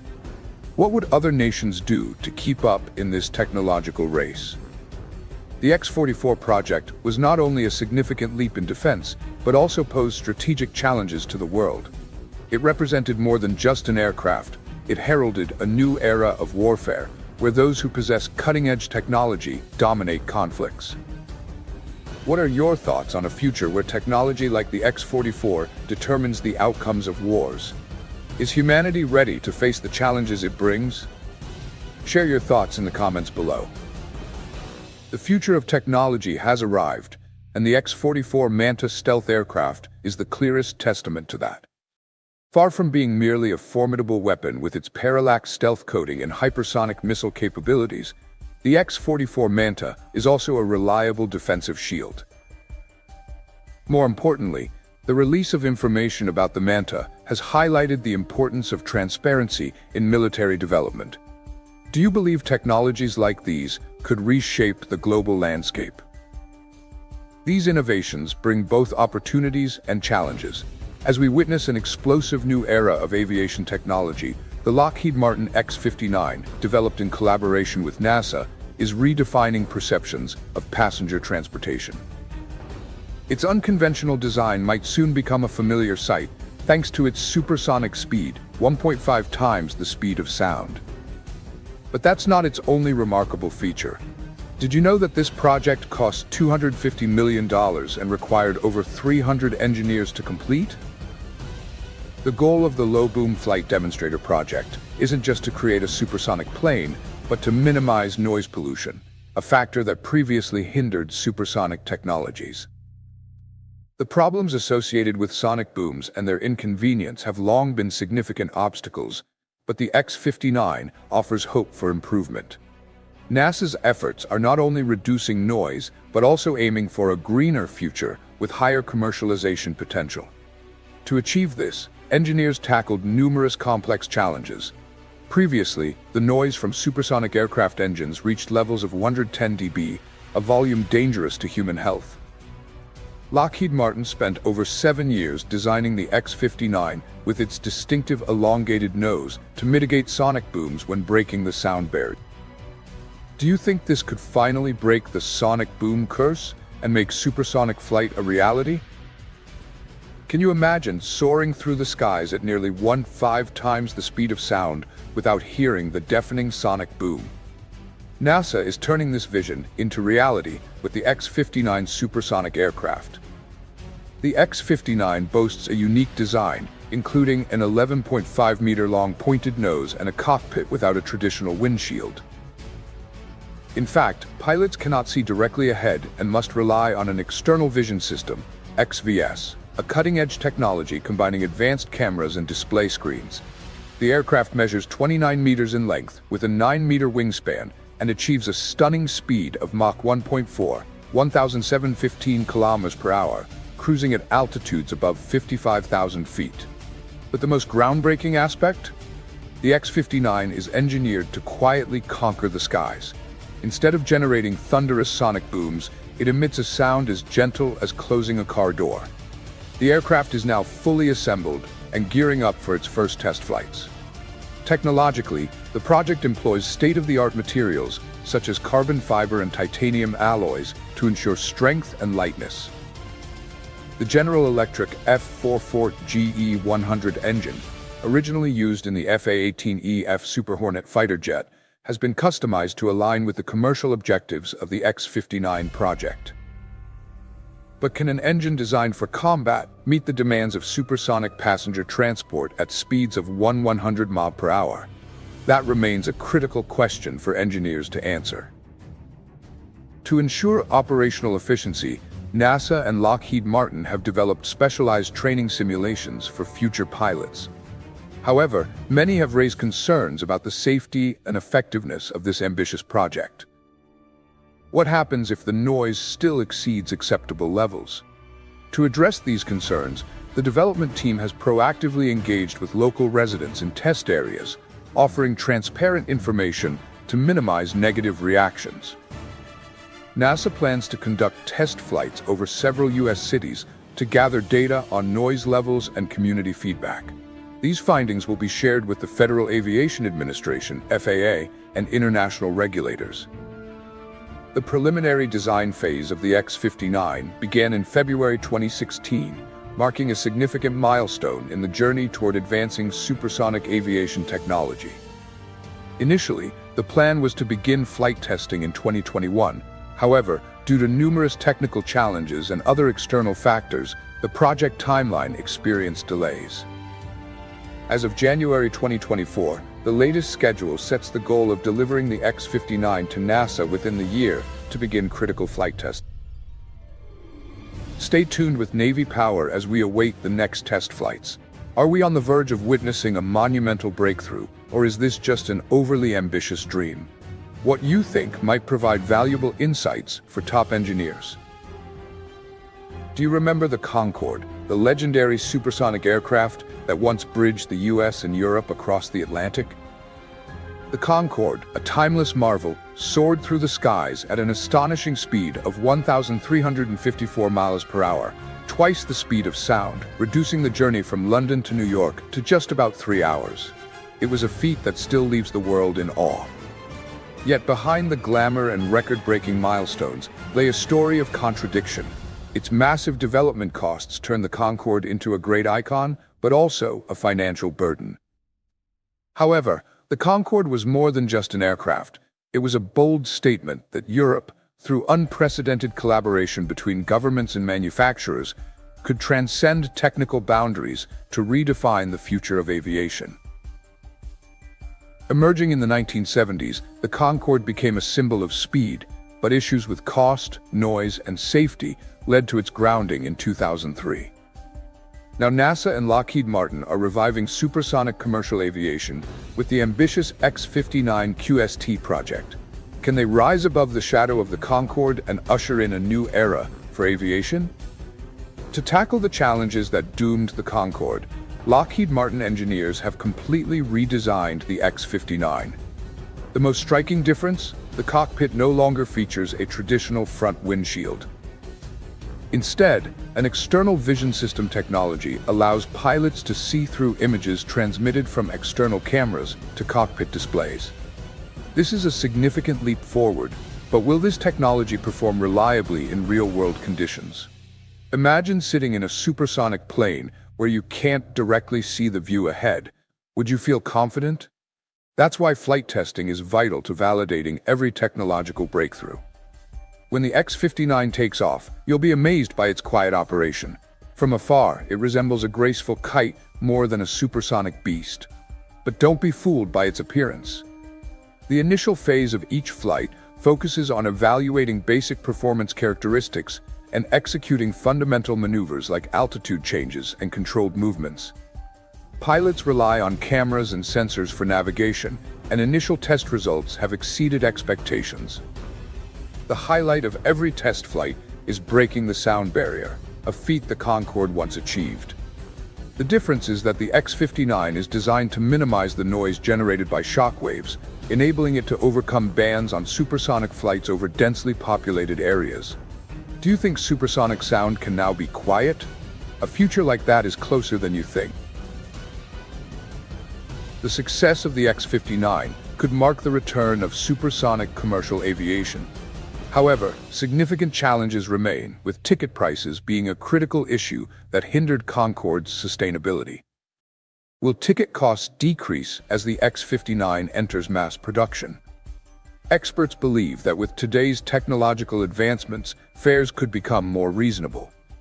But would you be willing to pay a premium for the experience of supersonic travel? Some analysts predict that by 2025, we will witness the first commercial flights of the X-59.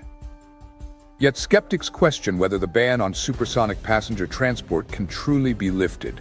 They wonder, will the X-59 deliver economic feasibility, or will it become another Concorde? The enigmatic aircraft, known as the X-59, has officially stepped into the limelight, igniting the aviation world. On August 4, 2023, Lockheed Martin sent shockwaves through the global aviation community by releasing a dramatic video showing the X-59 rolling out of its hangar. By January 5, 2024, Lockheed Martin issued a cryptic press release hinting at a major revelation related to the X-59 within a week. As promised, on January 12, 2024, the X-59 was officially unveiled to the public. Its sleek design, reminiscent of futuristic sci-fi films yet grounded in the most advanced modern technologies, captivated audiences. The peak of anticipation came in November 2024, when the powerful supersonic engine of the X-59 was fired up for the first time during a landmark test. Now, all eyes are on 2025 when the X-59 is expected to take its maiden flight. Can this aircraft achieve the unthinkable, flying at supersonic speeds while remaining silent? Could this be the stepping stone to making supersonic air travel a reality within reach? Undeniably, the X-59 is creating a significant buzz in the aviation industry. From a defense journalist perspective, this project is not just a leap forward in technology, but also holds profound strategic significance. As we've explored, the X-44 Manta, the ultimate successor to the F-22 Raptor, embodies the future of combat aviation, breaking free from all creative limits. Tailless and uncompromising with traditional designs, the X-44 represents the revolutionary leap paved by the F-22. But have you ever wondered, if the X-44 is the new pinnacle, what incredible power made the F-22's legendary reputation? The F-22 Raptor, despite showing its age, remains an unshakable icon of modern battlefields. Its speed, superior stealth capabilities, and exceptional air combat performance have made it the king of the skies for over 2 decades. In every confrontation, the F-22 is not just a war machine, but a statement of absolute dominance. While the X-44 may surpass the F-22 in design and technical performance, can it capture the spirit and overwhelming power of its predecessor? Every time the F-22 roars across the sky, it inspires a mix of awe and fear. Why has the United States been willing to invest an astronomical amount in the F-22, one of the most expensive fighter jets in history? What justifies such a staggering cost? Could there be a secret behind this bold decision that keeps the world on edge? The F-22 Raptor, often referred to as the crown jewel of the U.S. Air Force, is not only the most advanced fighter jet, but also one of the costliest military programs in history. The total development cost reached $108 billion, and each flight hour cost $68,000, far exceeding aircraft like the F-15E or F-16C. This does not include the expensive maintenance and operational costs that span the jet's life cycle, totaling tens of billions of dollars. So why is the US still committed to investing in this program? Debuting in 2005, the F-22 Raptor has become more than just an air superiority fighter. It is a symbol of Western military power. The US Air Force required a fighter jet that was truly superior, and the F-22 emerged as the answer, equipped with cutting-edge technologies, unparalleled stealth capabilities, supercruise speed without afterburners, and unmatched agility and maneuverability. These advantages have earned the F-22 its nickname as the Invisible Predator, dominating any airspace it traverses. Imagine a fighter jet that appears unexpectedly, silently tracks its enemy, and vanishes before its adversary can react. This encapsulates the power of the F-22, the most formidable air superiority fighter ever built. Designed to reclaim aerial supremacy from the Soviet Union's Su-27 and MiG-31, the F-22 is more than just stealthy. It boasts technologies far ahead of its time: supercruise without afterburners, the ability to track and eliminate targets from extraordinary distances, and devastating firepower, including 6 AIM-120D missiles with a range of 112 miles and 2 short-range AIM-9X missiles. Several nations, including Japan and Australia, have coveted the F-22. Surprisingly, this demand led the US to impose an export ban. The Raptor's technology is too sensitive and advanced to fall into any hands outside the Pentagon. The F-22 is not just an aircraft, it is a strategic weapon, a response to the growing threats posed by Russia and China. With its absolute stealth capabilities, the F-22 can penetrate deep into enemy airspace without leaving a trace. Its powerful engines deliver exceptional speed and maneuverability, making pursuit attempts futile. Advanced electronic warfare systems ensure the F-22's survival even in the harshest environments, protecting pilots and maintaining aerial dominance. However, the F-22's exorbitant cost raises questions. Is this investment truly worth it? According to the Pentagon, the answer is a resounding yes. The F-22 is not merely a weapon, it is a declaration of US power, a message to any challenger that America's invisible predator is unbeatable in the skies. As adversaries race to advance aerial combat technologies, the F-22 is a clear statement. The US remains the unrivaled leader, with the Raptor as undeniable proof. Ambitions of this magnitude come with immense risks. Initially, the Pentagon planned to produce 750 F-22s, but the number quickly dwindled to 195, with only 183 operational units. The US Air Force remains the sole operator due to the export ban, even though nations like Japan and Australia were willing to pay a premium for it. Each F-22 costs between $137 million and $340 million, depending on the calculation method, and its complex stealth coating requires constant maintenance after supersonic flights, driving up operational costs. Despite this, the US Air Force continues to affirm that the F-22 is a worthwhile investment. Designed to maintain air superiority, the Raptor is expected to remain in service until 2030, while awaiting the next-generation fighter, NGAD. The F-22 is not just a fighter jet. It is a symbol of America's ambition and unmatched strength. It serves as a bold statement. In these skies, no rival can challenge the reign of the Raptor. Why do the F-22 and X-44 represent the future of aerial warfare? The battle for the skies hinges on speed, stealth, and absolute information dominance. In this context, the F-22 Raptor and X-44 Manta are not just combat machines. They are flying nightmares capable of absolute airspace control. When it comes to the F-22 Raptor, no one can deny it is one of the most dangerous fighter jets ever created. Surely, even Navy power and enthusiasts like you would agree. The F-22 is not merely an aircraft, it is the embodiment of dominance. With near-perfect stealth capabilities, it renders enemies blind on the battlefield. Even the most advanced radar systems cannot detect it until it's too late. Once the F-22 locks onto its target, no adversary has a chance to fight back. Speed is a significant advantage, but the F-22 is not just fast. It is a supersonic jet that can maintain Mach 2 without afterburners, remaining more agile than any competitor. This means the F-22 can arrive, strike, and leave before the enemy even has a chance to react. Imagine this scenario. An enemy squadron flies confidently across the sky, assured of their defenses.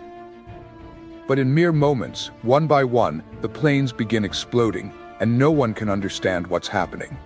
The F-22 had been there long before, and now it leaves nothing but shards of metal in the air. Not only that, the F-22 is a master of information. Its advanced sensor systems can track dozens of targets simultaneously, coordinate tactical operations with other forces, and do so without a single command. The F-22 isn't just a fighter, it's an aerial commander.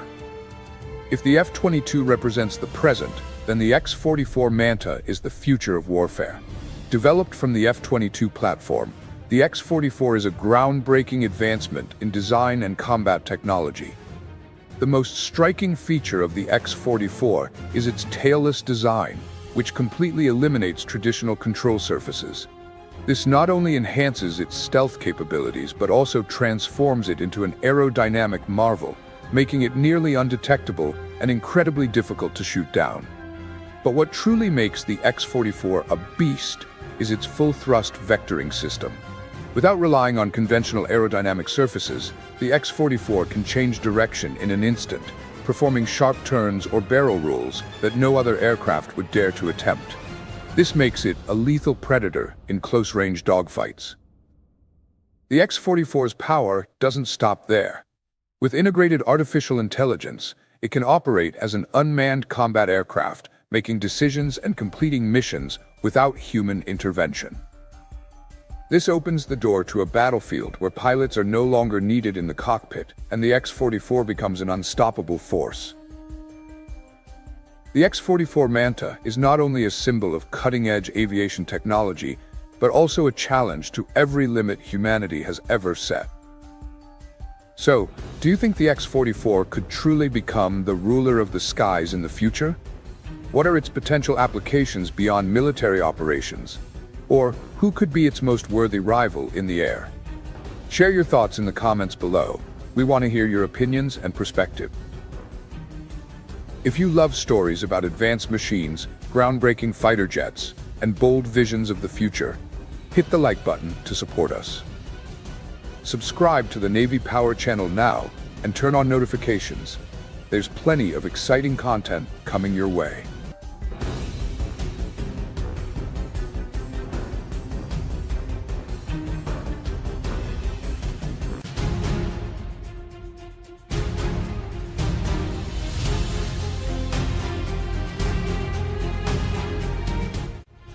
Have you ever imagined living on a massive warship with thousands of people while war rages around you? This is the reality that sailors on aircraft carriers face. These ships are not just floating bases, they are also mobile airports, packed with fighter jets, helicopters, and all the necessary resources to function like a small city. But when war breaks out, what actually happens aboard these ships? Let's explore the intense journey of the sailors with Navy Power Channel, from rushing to combat positions to the moment fighter jets take off, and how complex weapon systems protect the ship from enemy threats. First, let's talk about life on an aircraft carrier. How do you feel about not seeing land for months, even years? With around 6,000 sailors on board, this requires vast amounts of food, water, and ammunition to ensure they can operate for extended periods. Imagine living in a city in the middle of the ocean, with amenities like a gym, movie theater, and even Starbucks. But don't let the comfort fool you, as the living conditions on the ship depend a lot on your rank. Junior sailors often share cramped sleeping quarters and communal bathrooms, while senior officers have private rooms and better amenities. However, the most valuable thing aboard is the sense of camaraderie. Sailors from all over the world come together on this ship, forming close bonds that can last a lifetime. But it's not just about living and working. Did you know that the aircraft carrier operates 24/7, even while you sleep? With hundreds of tasks, From aircraft maintenance to ship operations and emergency response, every sailor must stay highly focused. A moment of carelessness could lead to disaster, especially with the constant threat of war. So, how does an aircraft carrier prepare for war? Preparedness doesn't even begin to describe it.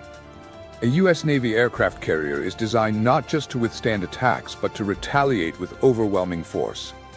For example, the AN/SPA-1 radar system can track hundreds of targets simultaneously, from missiles to enemy aircraft. Paired with weapon systems like Sea Sparrow or Phalanxes, the ship can eliminate threats from afar, ensuring the safety of the crew and aircraft on board.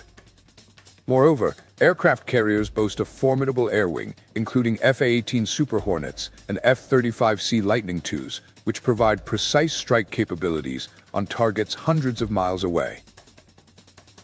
Everything on board is designed to operate like a mobile base, from the ability to produce over 400,000 gallons of fresh water daily to the logistical systems that ensure the ship can operate for months without resupply. This is why aircraft carriers are not just symbols of power, but also floating fortresses, always ready to respond to any threat, anywhere on the ocean. Before the ship sets sail, meticulous preparations are made, from equipping advanced technology to practicing tactics. Did you know that each aircraft carrier is equipped with world-class radar and weapon systems? This is why the U.S. Navy ensures there are no risks. However, missiles aren't the only threats. Enemy forces also use aircraft to enhance attacks, which is where the AN/SPS-48 radar system comes into play. With a range of up to 250 miles, this radar gives the ship's air wing ample time to mount a counterattack. If you were a sailor on this ship, how would you handle these challenges? Would you be strong enough to endure the pressure of constant warfare and life on board? Share your thoughts and leave a comment below this Navy Power video. Imagine being adrift in the vast ocean, where threats come not only from the sky, but also from below the surface. How does the U.S. Navy maintain the upper hand against every threat? One of the secrets lies in the SPS-49 radar system. This system is designed to detect ships and objects on the water's surface with a range of up to 200 miles. This not only helps in detecting dangers in time, but also ensures avoidance of collisions or crowded waters. What do you think with technology like this? Is it hard to lead at sea? But radar alone isn't enough. The U.S. Navy's aircraft carriers are truly floating cities with unmatched power. Looking at the weapons on board, we see the presence of missiles, guns, and even modern torpedoes. One of the standout systems is the Phalanx CIWS, close-in weapon system. Did you know that this defense system can fire thousands of rounds per minute, enough to destroy incoming missiles and aircraft at close range? It's like the last firewall protecting the ship from immediate threats. What do you think? If you were the commander, would you trust this system to protect the ship's fate? Did you know that this automatic gun system can fire up to 4,500 rounds per minute? This wall of fire can eliminate cruise missiles, drones, and even small boats at close range before they can cause harm. According to our research team, the Phalanx CIWS is equipped with an incredibly sensitive target tracking radar and operates fully automatically from detection to firing. With its 20mm M61 Vulcan Gatling gun, this system can create a bullet wall so fast it's almost invisible to the naked eye. When it comes to long-range weapons, we can't overlook the Tomahawk cruise missile. This missile can strike targets as far as 1,500 miles away, enough to attack across continents. What's special about the Tomahawk is that it can be launched from various platforms, including surface ships, submarines, and even aircraft carriers. What does that suggest? A weapon that is not only powerful, but versatile, key to maintaining America's superpower status. It's not just about weapons. The aircraft carrier is also the home to the most advanced military aircraft. Imagine standing on the flight deck and witnessing an F/A-18 Hornet, a powerful fighter jet with supersonic speed, armed with missiles for air-to-air, air-to-ground, and even bombs. Known as the Rhino, This aircraft conquers the skies and can also carry out ground strike missions. What do you think? In battle, would you choose the Hornet or another type of aircraft? For early threat detection, think of the E-2 Hawkeye, the eye in the sky of the U.S. Navy. With its radar system capable of scanning the entire sky for hundreds of miles, the Hawkeye serves as an early warning shield, helping the aircraft carrier and fleet prepare for any potential danger.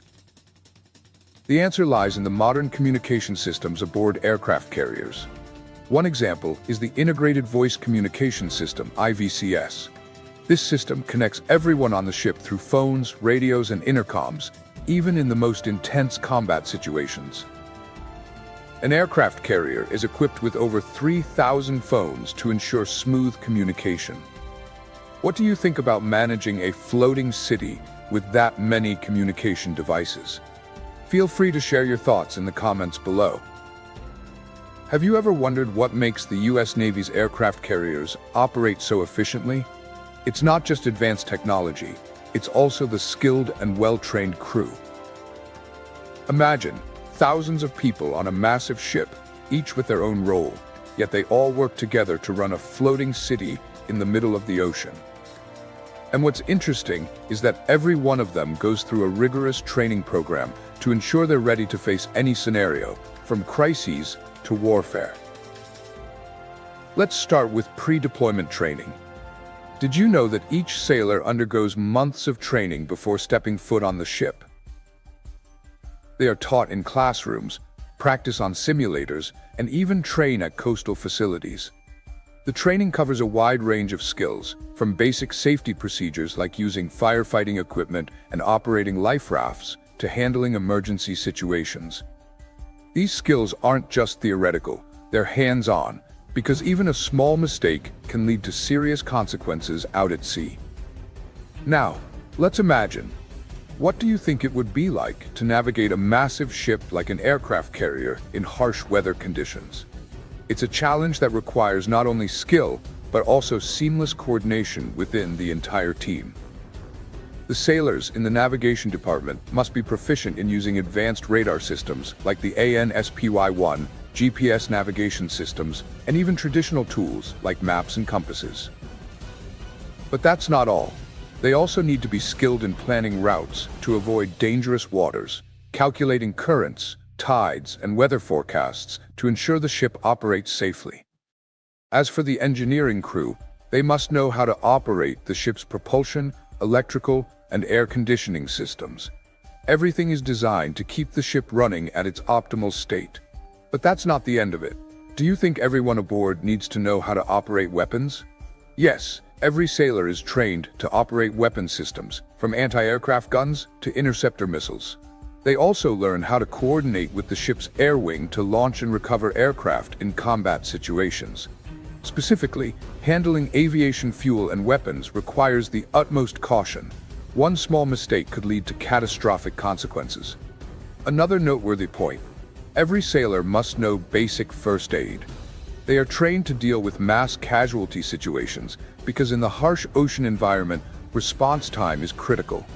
Have you ever imagined how you'd handle a severely injured teammate in the middle of a battlefield?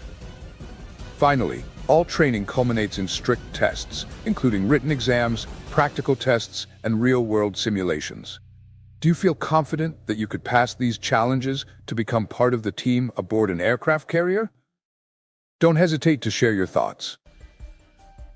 How can the entire crew be ready at a moment's notice to face an emergency? This is when the preparation and rigorous training truly get tested. Stay tuned, as the Navy Power Channel will take you through it next. Imagine one ordinary day on an aircraft carrier suddenly turning into a whirlwind of intense activity. Alarm bells ring and sailors rush to their battle stations. On the flight deck, pilots quickly prepare their gear, check the aircraft's weapon systems, and get ready to take off. What do you think it would be like to face this kind of suspense, where everything is hanging on a knife's edge? In the command center, the control tower becomes the focal point, coordinating the takeoff and landing of aircraft. Meanwhile, the ship's defense weapon systems are activated, scanning the horizon for incoming missiles or enemy aircraft. At the same time, the medical team is ready to handle casualties, while the engineering crew continuously checks the ship's systems to ensure everything is running smoothly. They repair, maintain, and ensure the weapon systems are always at peak performance. The command team is just as busy, communicating with other military forces to coordinate a synchronized response. In your opinion, what makes this coordination run so smoothly? In just minutes, aircraft are launched, weapon systems are ready to fire as soon as a threat is detected.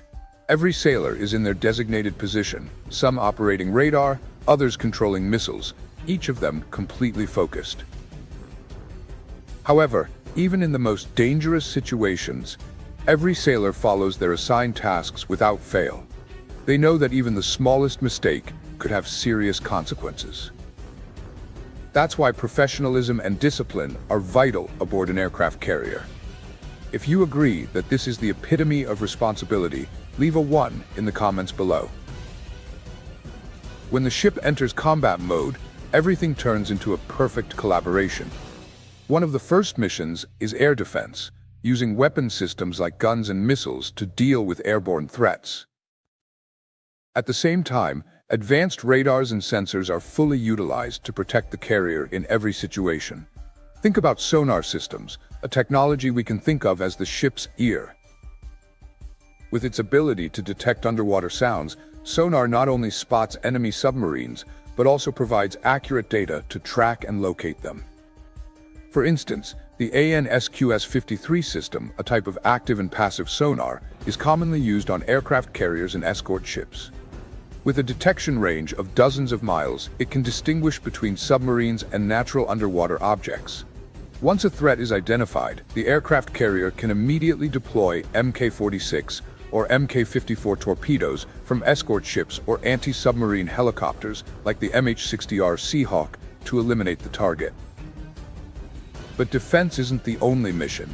The aircraft carrier also takes on offensive tasks, which include launching aircraft to conduct bombing runs, missile strikes, or destroy targets at sea and on land. All of this is coordinated tightly with the command center to ensure the attacks are effective and on target. What do you think about having to defend and attack simultaneously? Could this be the greatest challenge the crew faces? To prepare for the worst-case scenario, the damage control team is always on standby, ready to respond quickly if the ship is hit or encounters a malfunction. Have you ever wondered what allows the U.S. Navy aircraft carriers to remain operational even when under attack? The secret lies in the flawless coordination among specialized teams such as damage control, firefighting, water damage handling, and the chemical, biological, and radiological CBR team. Each team has its own responsibilities, but all work toward the same goal, ensuring the ship is always ready to complete its mission, no matter the challenges. Another vital factor is logistics. Did you know that each aircraft carrier can produce over 400,000 gallons of fresh water every day thanks to its desalination system? This ensures a continuous supply of water for the crew during long deployments that can last for months.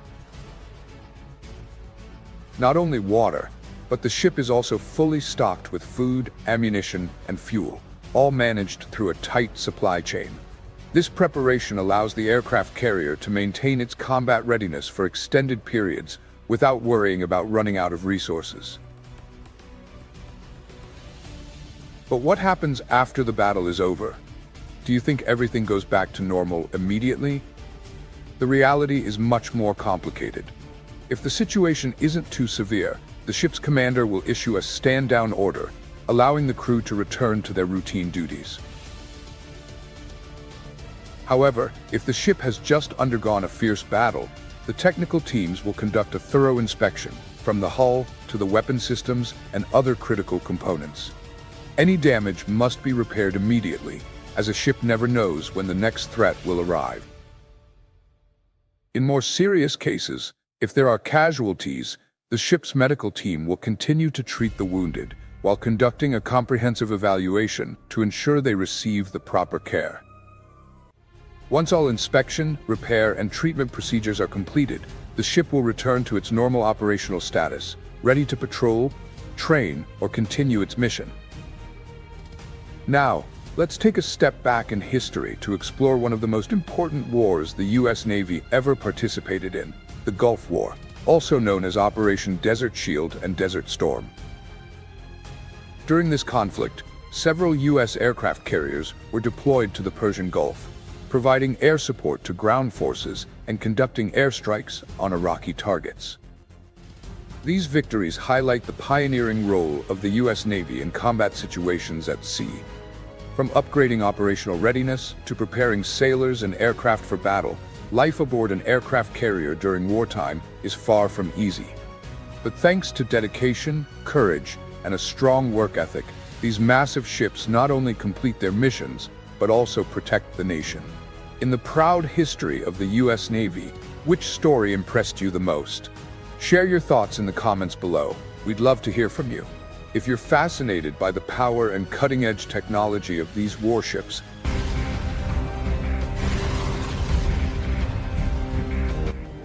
have you ever wondered why the U.S. Navy, capable of neutralizing the most powerful missiles, finds itself threatened by slow, non-stealth kamikaze drones?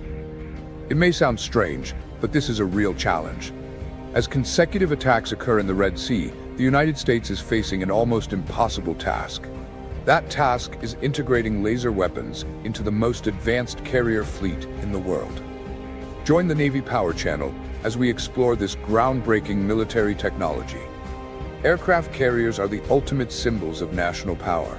The size and scale of a carrier fleet serve as a measure of a nation's military strength. Currently, the United States possesses the largest and most powerful carrier fleet in the world, with 11 ships, far surpassing any other country. Each ship in this fleet is larger than any other aircraft carrier worldwide. Of the 47 active aircraft carriers globally, the United States accounts for nearly a quarter, and the total deck space of its carriers is double that of all other nations combined. This is undeniable superior power. U.S. aircraft carriers are currently divided into two classes, 10 Nimitz-class carriers and one Gerald R. Ford-class carrier. The Nimitz-class carriers, including well-known ships like USS Nimitz, USS Truman, USS Bush, and USS John C. Stennis, are monumental symbols of U.S. military power and the Navy's global presence. Each Nimitz-class carrier is not just a vessel, but a mobile fortress capable of performing multiple roles, from defense to offense. These ships are equipped with modern fighter jets like the F/A-18 Hornet and F-35, capable of delivering precision strikes with immense firepower. Their advanced launch systems enable rapid deployment and access to strategic areas, ensuring flexible combat capabilities across all fronts. They carry numerous fighter aircraft, cutting-edge launch systems, advanced weaponry, and elite crews. Notably, the USS Ronald Reagan is the only Nimitz-class carrier stationed in Japan, demonstrating America's strong commitment to Asia-Pacific security, enhancing cooperation with regional allies, ensuring stability, and addressing potential threats from rival nations. However, 2017 marked the debut of the legendary successor, USS Gerald R. Ford, the first ship in the Ford class. This is not just a carrier, it's an ocean-dominating machine. With a construction cost of $13 billion, USS Gerald R. Ford has become a symbol of U.S. power, especially after the Hamas attacks on Israel on October 7th. Its presence commands respect from all adversaries. So what makes USS Gerald R. Ford unique? If you know, comment below and see if your opinion matches ours. It is equipped with two Bechtel A-1B nuclear reactors, delivering a capacity of 300 megawatts, 3 times that of Nimitz-class carriers. With this immense power, the ship can reach a maximum speed of 35 miles per hour and operate continuously for 25 years without refueling. This means that over its 50-year lifespan, the carrier only needs to refuel once, a remarkable breakthrough in nuclear technology. The Bechtel A-1B nuclear reactors achieve superior efficiency by using fission reactions to generate energy. Inside the reactor core, enriched uranium fuel rods containing U-235 are bombarded with neutrons, initiating fission and producing massive amounts of heat energy. This heat energy heats water in a closed system, creating high-pressure steam to spin turbines connected to generators, providing electricity not just for the main engines, but also for advanced systems like radar, laser weapons, and EMALS. Moreover, the Advanced Electromagnetic Aircraft Launch System, EMALS, enables faster and more efficient aircraft launches compared to traditional steam catapult systems.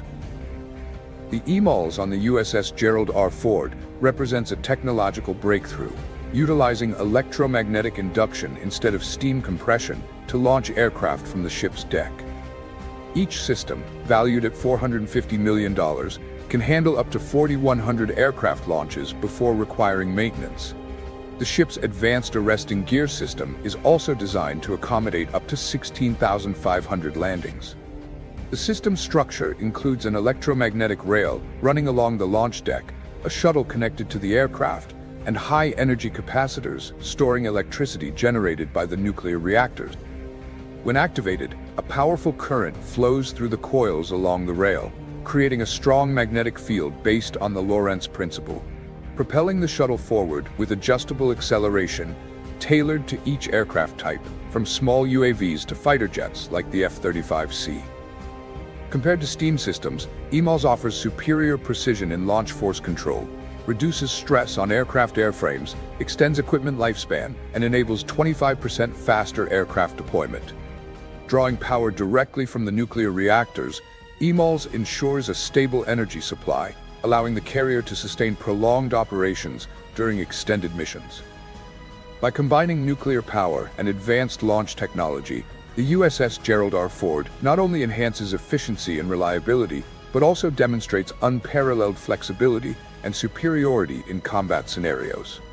This achievement surpasses all other carriers worldwide, making the USS Gerald R. Ford a true floating fortress, excelling in both firepower and operational effectiveness. The USS Gerald R. Ford is not only a symbol of naval power, but also a platform of extraordinary destructive capabilities. Armed with cutting-edge weaponry, the carrier is equipped with 2 Mk-29 guided missile launchers and 2 Mk-49 launchers, capable of firing surface-to-air missiles to neutralize targets miles away. Additionally, it features 3 5.S close-in weapon systems, 4 M38 25mm autocannons, and 4 M2 Browning .50 caliber machine guns, creating a highly effective layered defense system. However, the true strength of the USS Gerald R. Ford lies in its air wing, supported by a deck area nearly the size of 2 football fields.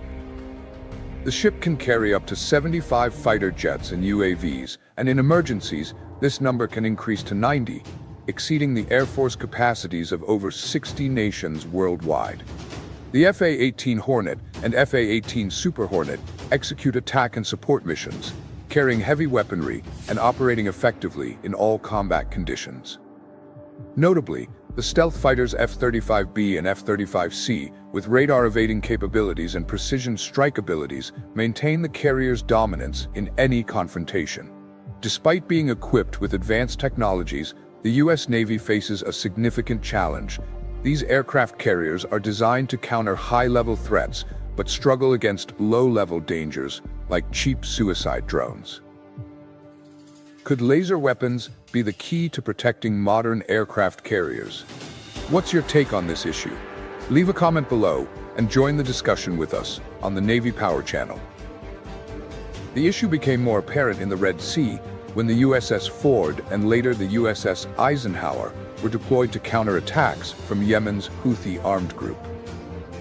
The Houthis used inexpensive drones to target vessels associated with Israel and other nations. Within just a few months, the U.S. strike group and allies in Operation Prosperity Guardian shot down more than 90 Houthi explosive devices, mostly drones.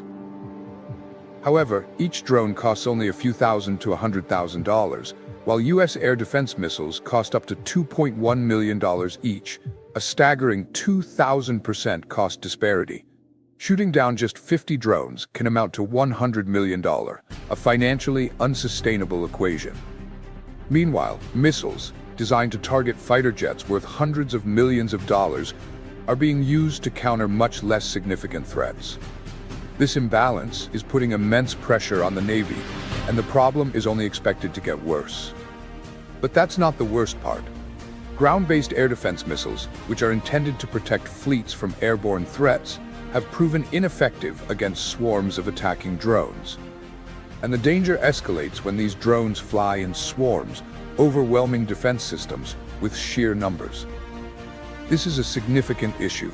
Each U.S. warship can only carry a limited number of intercept missiles. Once these missiles run out, the ship is defenseless until it is resupplied. The problem becomes even more complicated when resupplying missiles in remote areas, far from U.S. shores, becomes an incredibly difficult task. The U.S. Navy can't always rely on rapid resupply, especially when the supply lines are in a hostile region. In the face of these challenges, laser weapons emerge as a revolutionary solution. Lasers can neutralize targets faster, more accurately, and most importantly, at a fraction of the cost of interceptor missiles. This capability not only protects warships from low-level threats, but also ensures economic sustainability. Today, air defense systems are more critical than ever, and the U.S. is betting on a weapon that feels straight out of science fiction: laser weapons. While missiles remain a cornerstone of space defense for major powers, including the U.S., their limitations have become evident. This has prompted the U.S. Navy to transition to a superior technology: laser weapons, delivering strikes at the speed of light, 186,000 miles per second. What makes laser weapons superior is not just their speed, but their incredibly low cost. A single shot requires just a few dollars worth of electricity, compared to millions of dollars per missile intercept. Moreover, lasers require no ammunition, allowing nearly unlimited firing capacity as long as the ship has power. With this technology, multiple drones can be destroyed within a second before they even realize what's happening. What do you think about this capability? Share your thoughts under this video and join us in discussing the awe-inspiring potential of this technology on the Navy Power Channel. The U.S. Navy has invested heavily in developing a complete generation of laser weapons. In 2014, the first laser weapon was tested, the Laser Weapon System S, with a power output of 33 kilowatts, mounted on the transport ship USS Ponce. The system operates on the principle of solid-state lasers, using light energy to generate high-energy laser beams. When activated, the system draws power from the ship to energize laser amplification materials, typically crystals or glass, infused with special dopants. This process boosts the energy of photons within the material, creating stimulated emission, the foundation of laser technology. The high-energy beam is then focused through a system of mirrors and lenses to precisely target objects. When the laser beam contacts the target, the immense thermal energy quickly heats and destroys its components. For drones or small vessels, loss can burn engines, damage electronics, or destroy critical components such as wings or hulls, rendering the target inoperable. Laos is also equipped with an advanced control system, including radar and optical sensors, to detect and track targets in real time. This allows the system to automatically adjust the laser beam, ensuring precision even when targets are moving. Notably, Laos can modulate the laser's intensity depending on the threat level, from dazzling to warn to complete destruction. However, the effectiveness of LOES is highly dependent on weather conditions, such as rain, fog, or dust, which can reduce the energy transmission efficiency of the laser beam. Nevertheless, this simple yet powerful principle has proven LOES's superiority in addressing low-level threats quickly and economically, paving the way for the development of future military laser systems. This success has laid the foundation for further research, leading to the creation of Helios, high-energy laser with integrated optical dazzler and surveillance system, a 60-kilowatt laser system expandable to 150 kilowatts, developed by Lockheed Martin. Helios is the first fixed laser system installed on a destroyer and is seamlessly integrated with the advanced Aegis radar system. How do you think this laser technology could reshape modern warfare? Share your thoughts in the comments below and follow the Navy Power Channel for more fascinating updates. Most recently, the HELCAP High Energy Laser Counter-FUM program developed a 300 kilowatts laser weapon marking a major breakthrough in U.S. Navy defensive capabilities. Notably, in 2022, Northrop Grumman was tasked with developing a super laser with a power output of 1 megawatt, a promising milestone in the advancement of military laser technology. With such high power, this weapon can neutralize not only suicide drones and small vessels, but also more complex threats like hypersonic missiles. Hypersonic missiles, traveling at speeds exceeding Mach 5, are among the most significant challenges for current defense systems because they can evade traditional interceptors. However, a 1 megawatt laser weapon can track and destroy these targets the moment they appear, thanks to its real-time precision tracking and striking capabilities, effectively eliminating concerns about the speed of hypersonic missiles. This 1 megawatt laser system not only provides a tactical advantage in protecting warships from aerial threats, but also represents a paradigm shift in how we conceptualize maritime defense. The lack of ammunition requirements, low operational cost, and ability to deliver continuous attacks make laser weapons a promising alternative to traditional missile defense systems, which are expensive and limited in quantity. As the conflict in the Red Sea and tensions between Israel and Hamas continue, air defense has become a more critical topic than ever before. The development of laser technology is becoming a crucial factor in the race for defense innovation, especially as it could determine the difference between a sturdy, powerful aircraft carrier and a ship sinking to the ocean floor. Could laser weapons truly be the key to neutralizing all maritime threats? With precision targeting and instant response capabilities, could this technology completely transform how the U.S. Navy confronts its adversaries? Like and subscribe to the Navy Power channel to explore cutting-edge technologies shaping the future of U.S. naval strength. Thank you for watching and supporting us. Your companionship is our motivation to deliver more quality and engaging content.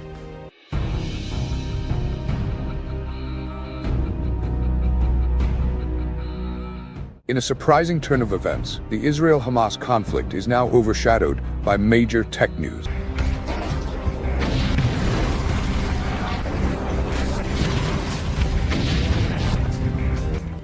The naval strength of any country reflects its political standing. For centuries, Britain was considered the world's strongest naval power, but after World War II, the United States took the top position. One of the key factors that helps the U.S. Navy maintain its superiority is its fleet of nuclear-powered aircraft carriers. The U.S. is currently the only country that operates 11 active aircraft carriers. In this video, the Navy Power Channel will take you through the current status of the U.S. nuclear aircraft carrier fleet and their role in today's hypersonic weapon world. The idea of creating a floating airport belongs to the Americans, which is not surprising. Major battles usually take place far from North American shores, and the U.S. has always sought to control military conflicts. In 1910, for the first time, an aircraft took off from a warship, the U.S. Navy's light cruiser Birmingham, which had a wooden deck measuring 82 by 23 feet. After 5 minutes, the aircraft, equipped with special floats, safely landed in the sea. In 1911, an American officer successfully landed on the artificially extended deck of this cruiser. Then, in 1915, the U.S. developed the necessary catapult system to launch aircraft from warships. Since then, the U.S. has been a pioneer in this field for over a century.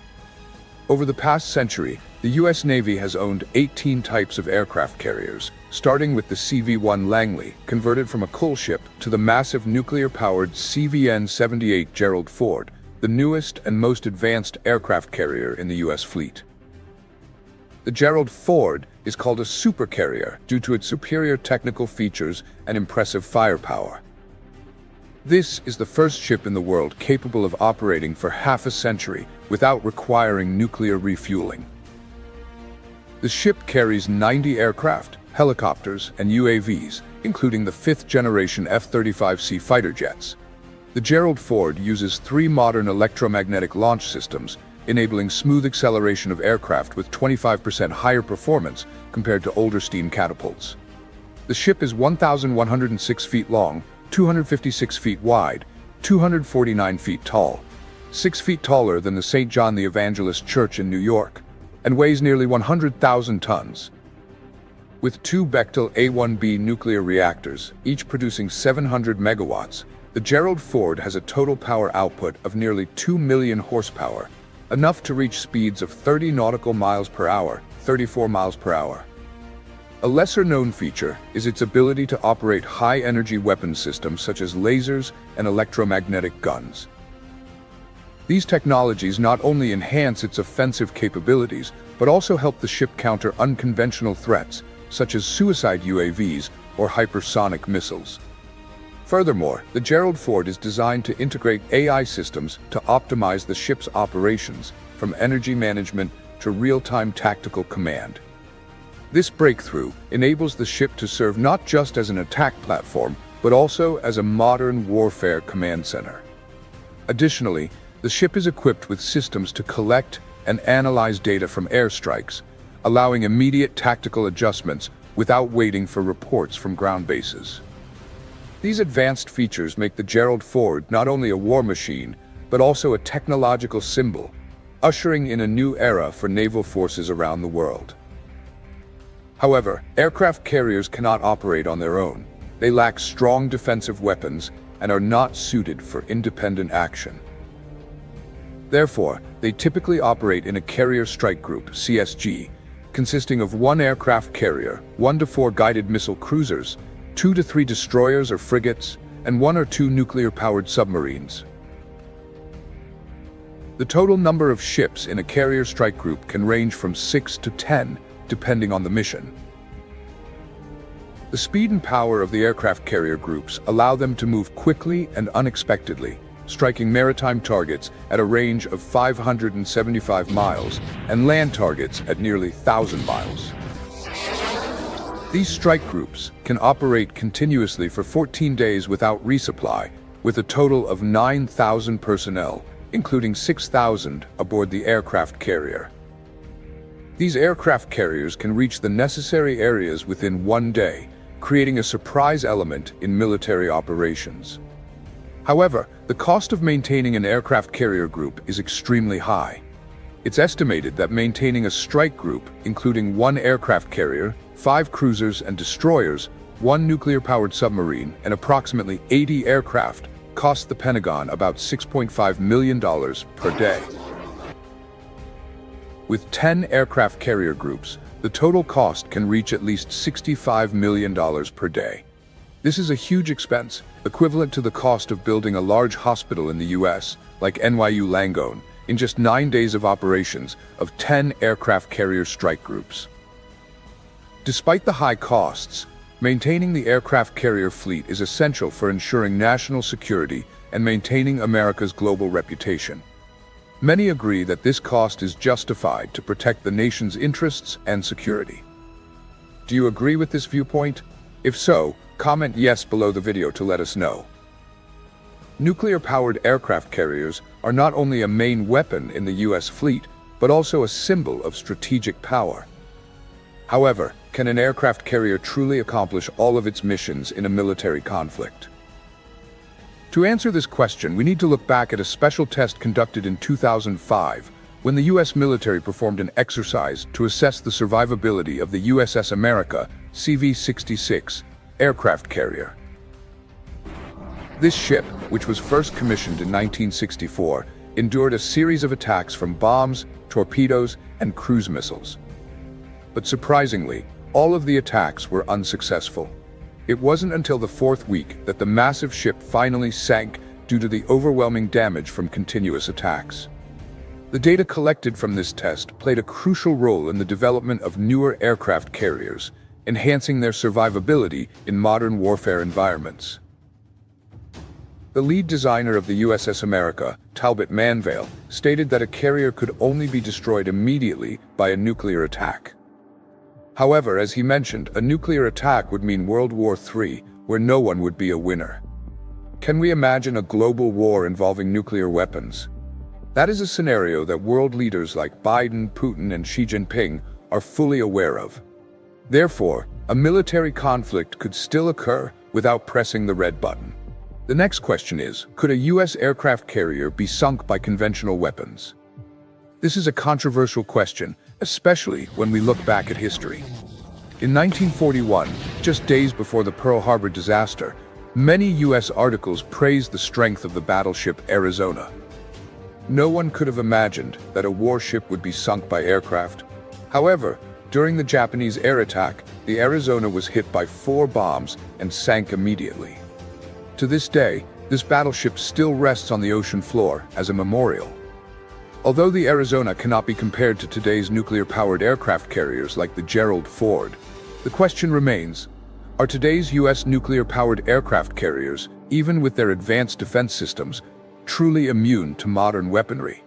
To counter threats from the air and sea, U.S. aircraft carriers employ an extremely complex, multi-layered defense system. Each U.S. aircraft carrier group is protected by 3 main defense layers: long-range, mid-range, and close-range defense. Each defense layer has a distinct role, from detecting threats from afar to dealing with immediate attacks. The long-range defense layer includes radar for distant detection, reconnaissance aircraft, and warships equipped with long-range air defense systems. This layer uses advanced radar systems such as the AN/SPY-6 and AN/TPY-2, reconnaissance aircraft like the E-2D Hawkeye, and long-range air defense missiles like the SM-6 to detect and destroy anti-ship missiles or attacking aircraft before they can approach the carrier. This layer aims to intercept anti-ship missiles and attacking aircraft before they reach the central defense zone, reducing the pressure on the inner defense layers. The mid-range defense layer focuses on neutralizing cruise missiles and attacking aircraft targeting the aircraft carrier. Finally, the close-range defense layer protects the aircraft carrier from direct attacks using self-defense weapon systems such as anti-aircraft missiles and electronic warfare equipment. Close-in air defense systems like the Phalanx CIWs, short-range RAM missiles, and electronic countermeasures (ECM) will destroy any targets that penetrate the area near the carrier. These 3 defense layers work together to form a comprehensive protection system, enhancing the carrier's defensive capabilities and ensuring its safety in any situation. In an emergency, the aircraft carrier will be directly protected by at least 1 USS cruiser to minimize the impact of air attacks. The Aegis system, with its advanced combat management capability, is key to this defense strategy. This system allows warships within the carrier group to coordinate and eliminate almost any air threat, including ballistic missiles. Aegis can track and handle 250 to 300 targets simultaneously, launching up to 18 anti-aircraft missiles at the most dangerous targets. One major threat to nuclear-powered aircraft carriers comes from enemy submarines. To counter this threat, the aircraft carrier and its protection group use a range of tools and systems to detect and destroy submarines. Anti-submarine aircraft, like the S-3A Viking, operate within a range of up to 185 kilometers from the aircraft carrier, conducting rotating flights from the center of the carrier group and back toward areas where enemies may appear. The interval between each approach of an aircraft to the center of the group typically ranges from 1 to 2 hours. Each aircraft searches for targets within its own designated area. The S-3A Viking aircraft are equipped with weapons such as depth bombs, torpedoes, mines, and up to 2 Harpoon anti-ship missiles. The submarine detection system primarily uses radio sonar buoys, which the aircraft deploys, dropping 6 to 8 buoys every hour. The Jezebel system utilizes directional sonar buoys SSQ-41B, capable of detecting submarines up to a range of 12 miles. The Julie system uses explosive sound sources. When a submarine enters the area affected by the noise from the explosion, the reflected signals from the submarine are transmitted to the buoys and then to the aircraft. This system can detect low-noise submarines at a range of up to 5 miles. Additionally, there are non-acoustic submarine detection devices, such as the ASQ-81 magnetic anomaly detector, which works based on detecting changes in the magnetic field caused by the metal mass of a submarine. The detection range of this device is between 700 and 1,000 meters. The infrared system AN/AAS-36 can detect submarines by the thermal radiation from the hull and along the keel of the vessel, with a range of up to 12 miles. Radars like the AN/APS-15B can detect submarines beneath the surface or antennae at a range of up to 10 miles, while the ALQ-78 radio reconnaissance system can detect submarines emitting radio signals from a distance of 370 miles. Close-in protection ships, including helicopters and surface vessels, have the primary mission of intercepting torpedo attacks from enemy submarines. The detection range of close-in protection ships extends up to 45 miles from the center of the carrier group. This makes it very difficult to approach the aircraft carrier, and if one does manage to get close, it will face much stronger weapons than the Japanese piston-powered aircraft like the Nakajima Ki-43 Hayabusa and Nakajima Ki-27 from wartime. However, the greatest threat comes from anti-ship missiles, particularly the Dongfeng 21D, the world's first anti-ship ballistic missile. This missile has the ability to strike mobile aircraft carrier groups from a very long distance, up to 1,100 nautical miles. The long range of the Dongfeng 21D, combined with its maneuverable warhead, creates a serious threat to U.S. aircraft carriers. One of the factors that make the DF-21D so dangerous is its warhead's maneuverability, which allows it to change its trajectory in flight to avoid interception systems. This makes intercepting the missile very difficult, even with the most advanced defense systems available today. The DF-21D can be combined with reconnaissance platforms such as drones, UAVs, or submarines to gather information on the positions and movements of enemy aircraft carriers. Additionally, the DF-21D can integrate with China's modern surveillance and radar systems, creating a multi-dimensional surveillance and attack network.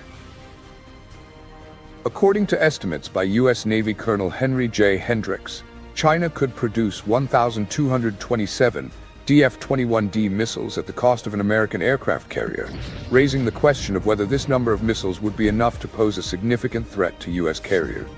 A barrage of massive missiles, flying at speeds from Mach 2 to Mach 5, could bypass the defense systems of any aircraft carrier. A single missile would certainly not be able to sink an aircraft carrier, but an attack with a series of missiles could overwhelm the defense systems and reduce the carrier's survivability.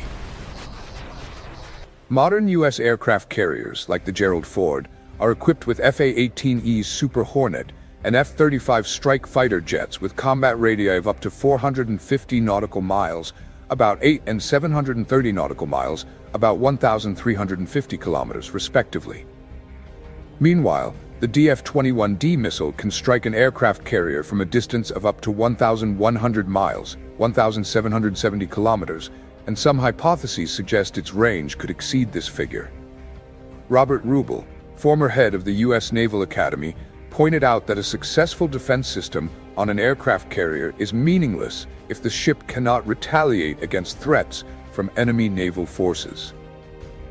A deeper analysis from military experts like Robert Haddock further highlights a bigger danger: the rise of Navy fighter squadrons capable of launching dozens of high-speed, long-range anti-ship cruise missiles that can easily penetrate the defense systems of aircraft carriers, turning them into easy targets. Let's look at China as an example, where there are about 100 missile boats, primarily of the Hubei class. Each boat carries 8 cruise missiles, with a range of up to 160 nautical miles. When thinking of Russia, the first things that come to mind are the Granite anti-ship cruise missile and the Zircon hypersonic missile. The Granite missile, also known by its NATO code SSN-19 Shipwreck, is a long-range supersonic cruise missile developed by the Soviet Union, designed to destroy large maritime targets, including aircraft carriers. Anti-ship cruise missile. Introduced Speed in and altitude 1983, is Mach 2.5. the Granite missile can fly at Mach 2.5 near the surface, with a range of up to 400 nautical miles and a warhead weighing 1,600 pounds.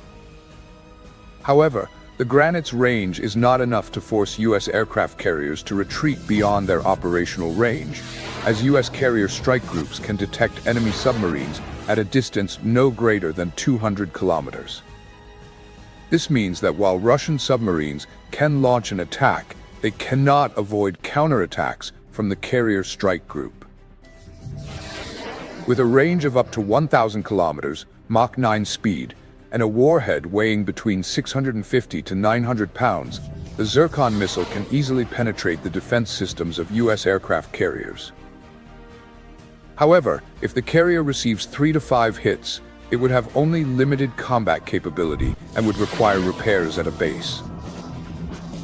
In the case of 20 to 24 hits, the aircraft carrier would no longer be able to fight and would be reduced to scrap metal. So, how would a U.S. aircraft carrier cope with torpedo attacks?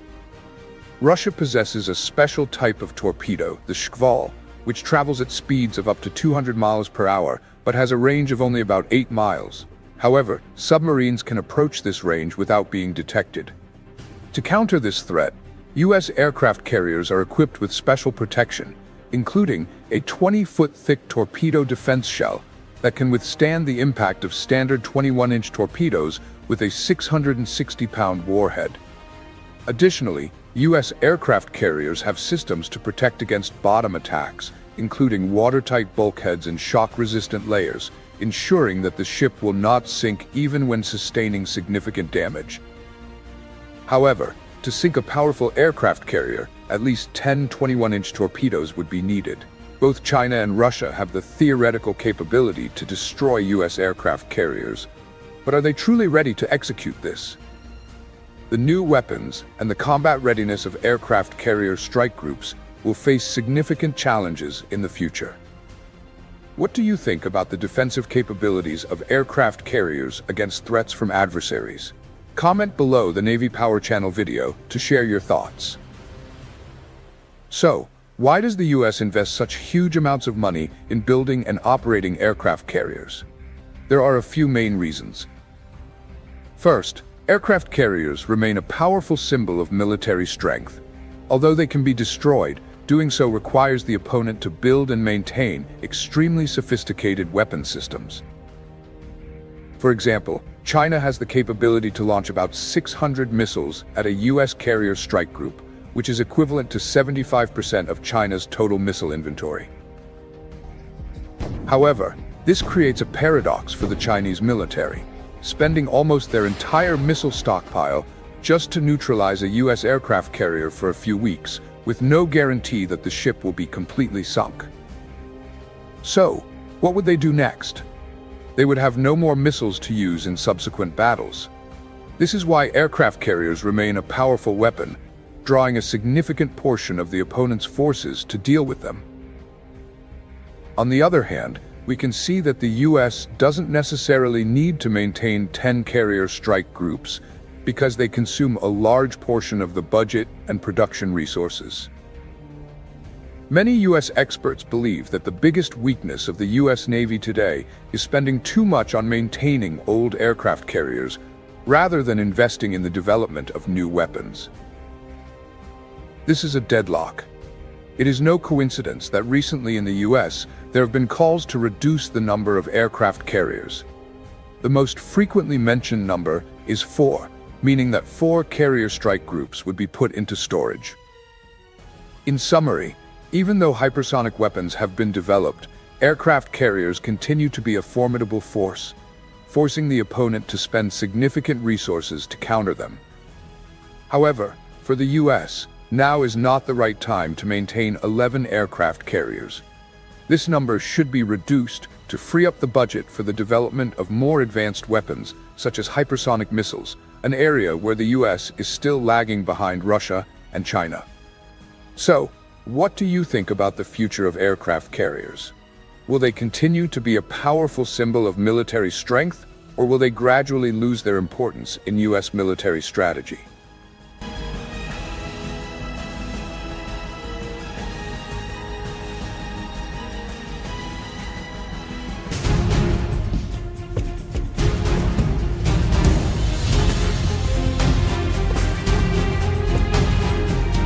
China is currently drawing global attention with its increasing naval power, showcasing ambitions not just for maritime dominance, but also expanding into space. They possess a modern fleet equipped with advanced aircraft carriers and an enormous arsenal of missiles.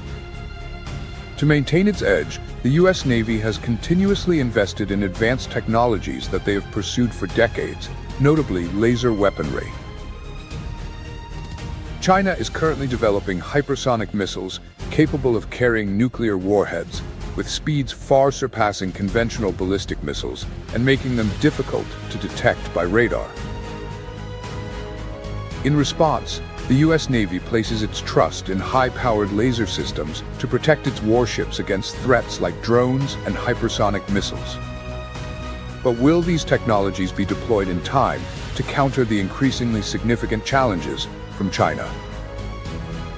According to the U.S. Navy, they can neutralize threats in just 30 seconds using advanced laser weapons. So, what makes lasers so special? Let's explore this technology through the Navy Power Channel. Currently, China has established a dense network of military bases in the South China Sea, particularly in the Spratly and Paracel Islands. In the Spratlys, they have constructed large airstrips on islands like Subi, Mischief, and Fiery Cross, while deploying missile systems, radar, and helicopter infrastructure on many smaller islets. In the Paracels, China has set up a major military base on Woody Island, along with radar systems and helicopters in other areas, indicating a relentless expansion of its military presence there. Bases like Subi, Mischief, and Fiery Cross can accommodate modern military aircraft, such as fighter jets and large patrol planes.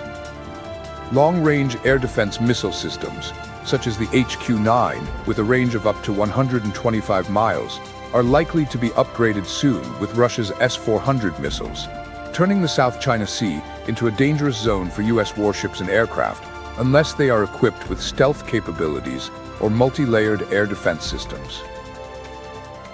This means that the SAM, surface-to-air missile systems, combined with a radar network, can control airspace and effectively block any aircraft from entering the area without strong electronic warfare support.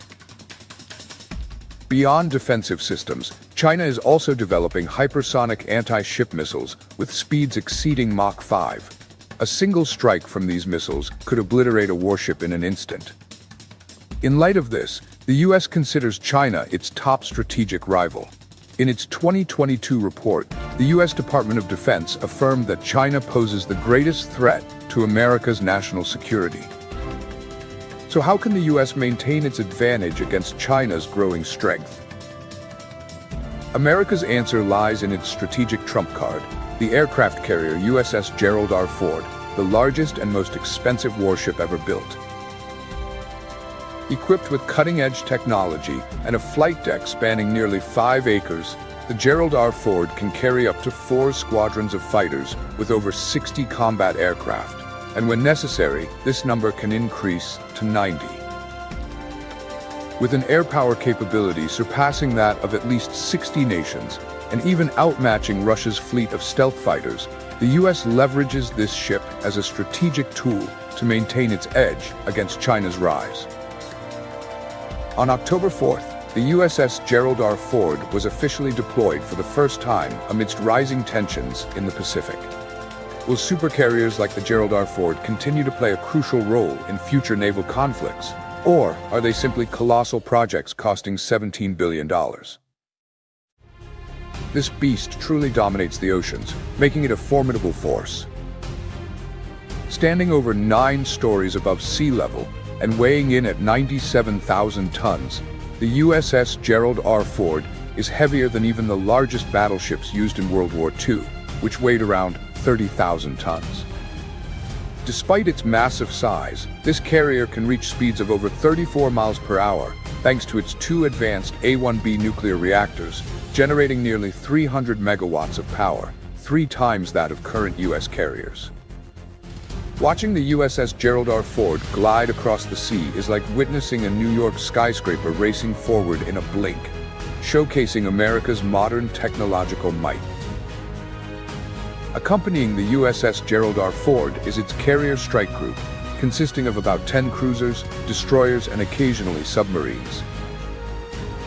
Notably, at least 2 of these vessels are specialized in air defense, typically Arleigh Burke-class destroyers with guided missile launch capabilities.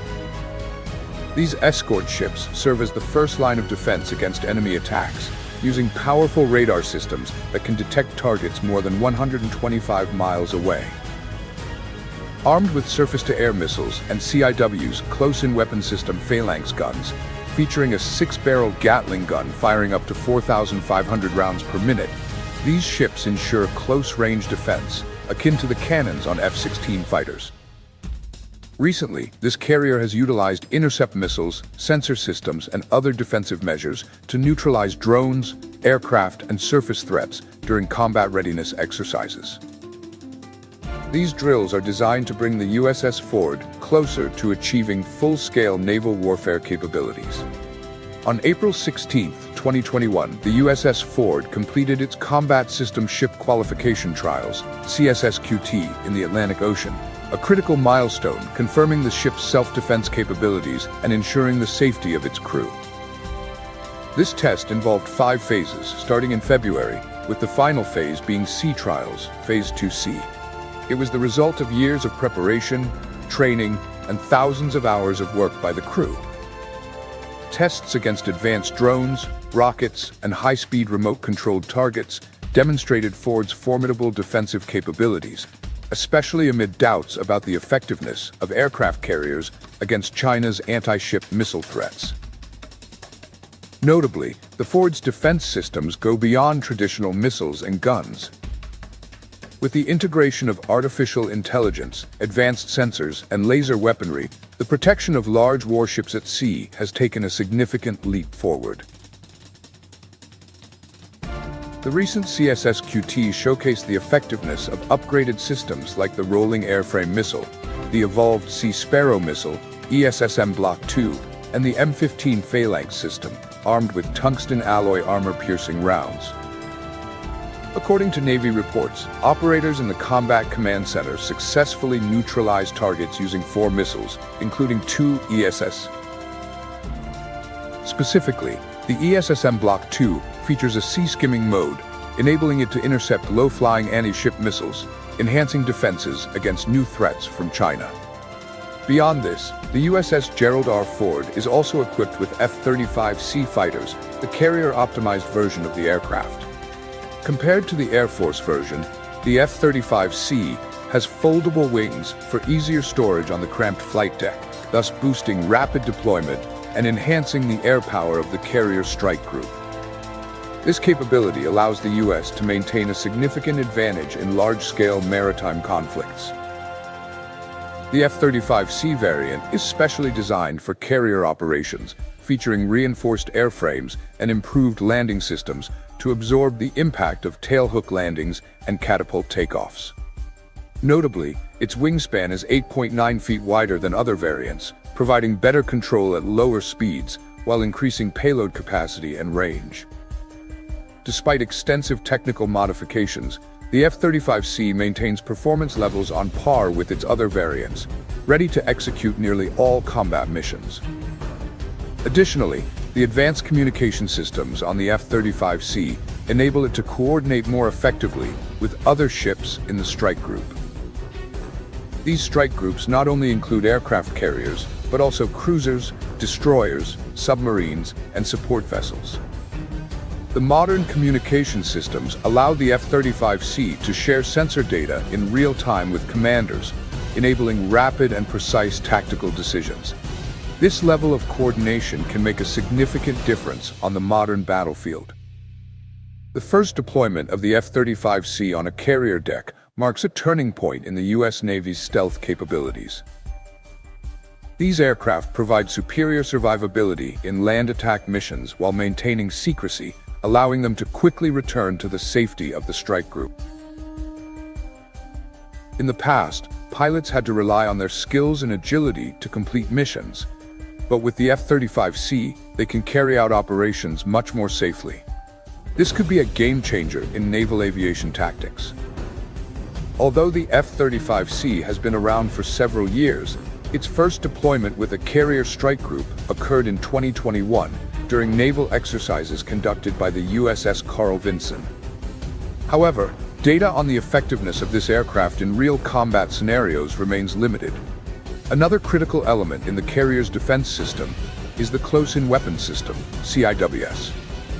The CIWs can fire thousands of small metal rounds per minute using a rapid-firing 20mm 6-barrel Gatling gun, creating a wall of bullets to destroy targets like drones, cruise missiles, and enemy helicopters.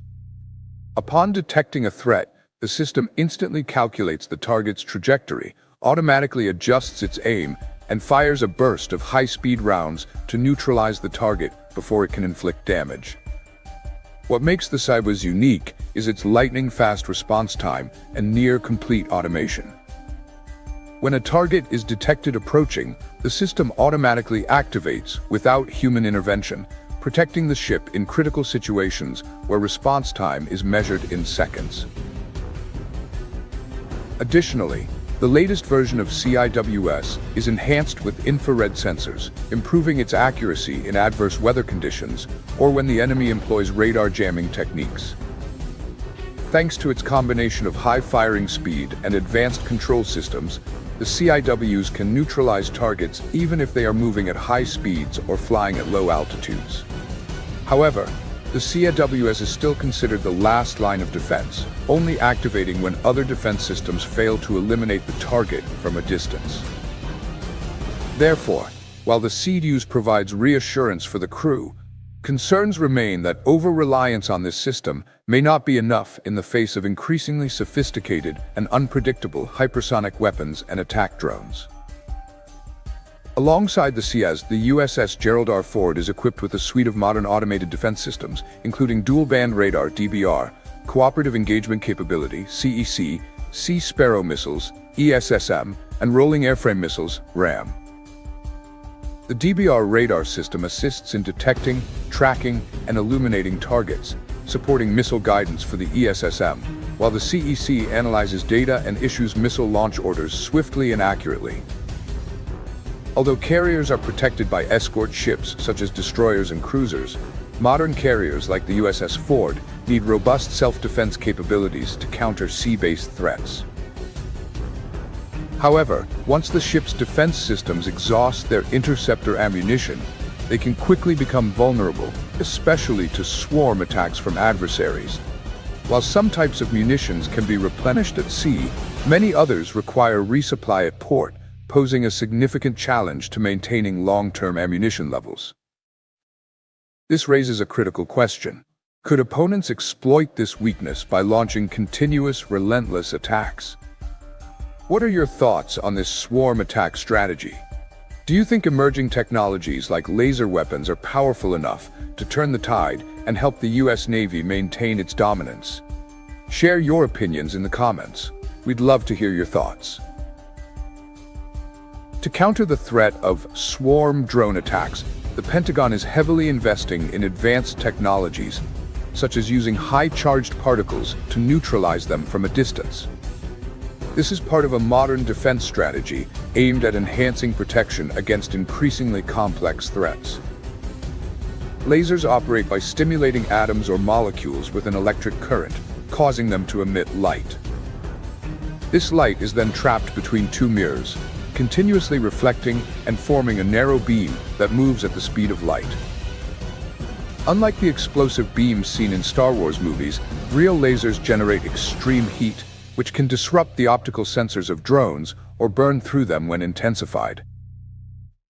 The unique advantage of lasers is their ability to convert energy into ammunition without needing to reload. Thanks to the nuclear reactors on warships, laser weapon systems can fire thousands of shots without the concern of running out of ammunition. This allows the US Navy to track and destroy hypersonic weapons like China's DFZF without the need to precisely predict their location, as would be required with traditional missiles. This marks a significant leap forward in defense technology, providing a strategic advantage for the US in future conflicts. One of the biggest advantages of laser weapons is their extremely low cost. According to the US Congressional Research Service, Each laser shot costs between $1 to $10 compared to the millions of dollars required for a single air defense missile. This addresses the negative cost ratio of using expensive missiles to shoot down cheap enemy drones or missiles. Deploying low-cost laser systems can help the U.S. Navy achieve cost balance in conflicts. Despite the great potential of laser weapons, they still face several challenges. In 2024, the U.S. Navy conducted sea trials with its first laser system installed on a ship. The 33 kilowatts laser weapon system, LAWS, was mounted on the amphibious transport dock USS Ponce. Resembling a telescope used by amateur astronomers, this system demonstrated impressive capabilities. In one test, gunners used LAWS sensors to target a Zodiac inflatable boat equipped with mock-up guns. When the invisible laser beam fired, the weapons on the boat exploded instantly, without causing any damage to the boat's hull or the mock pilot. In another test, the laser quickly neutralized a drone launched from a nearby deck. The intense heat beam from the laser cut through the drone's body like a welding torch. Within seconds, the drone caught fire and crashed into the sea. By 2019, the Navy began testing a more powerful type of laser, and in August 2022, the first 60-kilowatt laser system was installed on the Arleigh Burke-class destroyer, USS Preble. This system is known as Helios, high-energy laser with integrated optical dazzler and surveillance system, developed by Lockheed Martin. While Helios is a significant step forward, it is currently only effective against drones and small boats.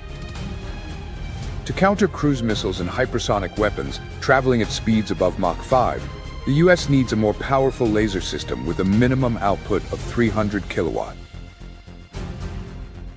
These missiles are constructed from high-temperature resistant materials like pyroceram ceramics and pyrolytic graphite, capable of withstanding temperatures up to 1,000 degrees Fahrenheit at supersonic speeds. Can the Navy develop a laser powerful enough to penetrate these materials? However, the biggest challenge remains countering atmospheric interference, which can affect laser beam performance. Ensuring that the system can adjust flexibly and accurately target fast-moving threats requires overcoming significant technological hurdles. If these technical barriers are overcome, laser weapons could become a key component of the U.S. Navy's defense strategy, especially in real combat scenarios. The U.S. Navy is preparing to test the Hellcat laser system with a power output of 300 kilowatts in the coming year, a significant advancement.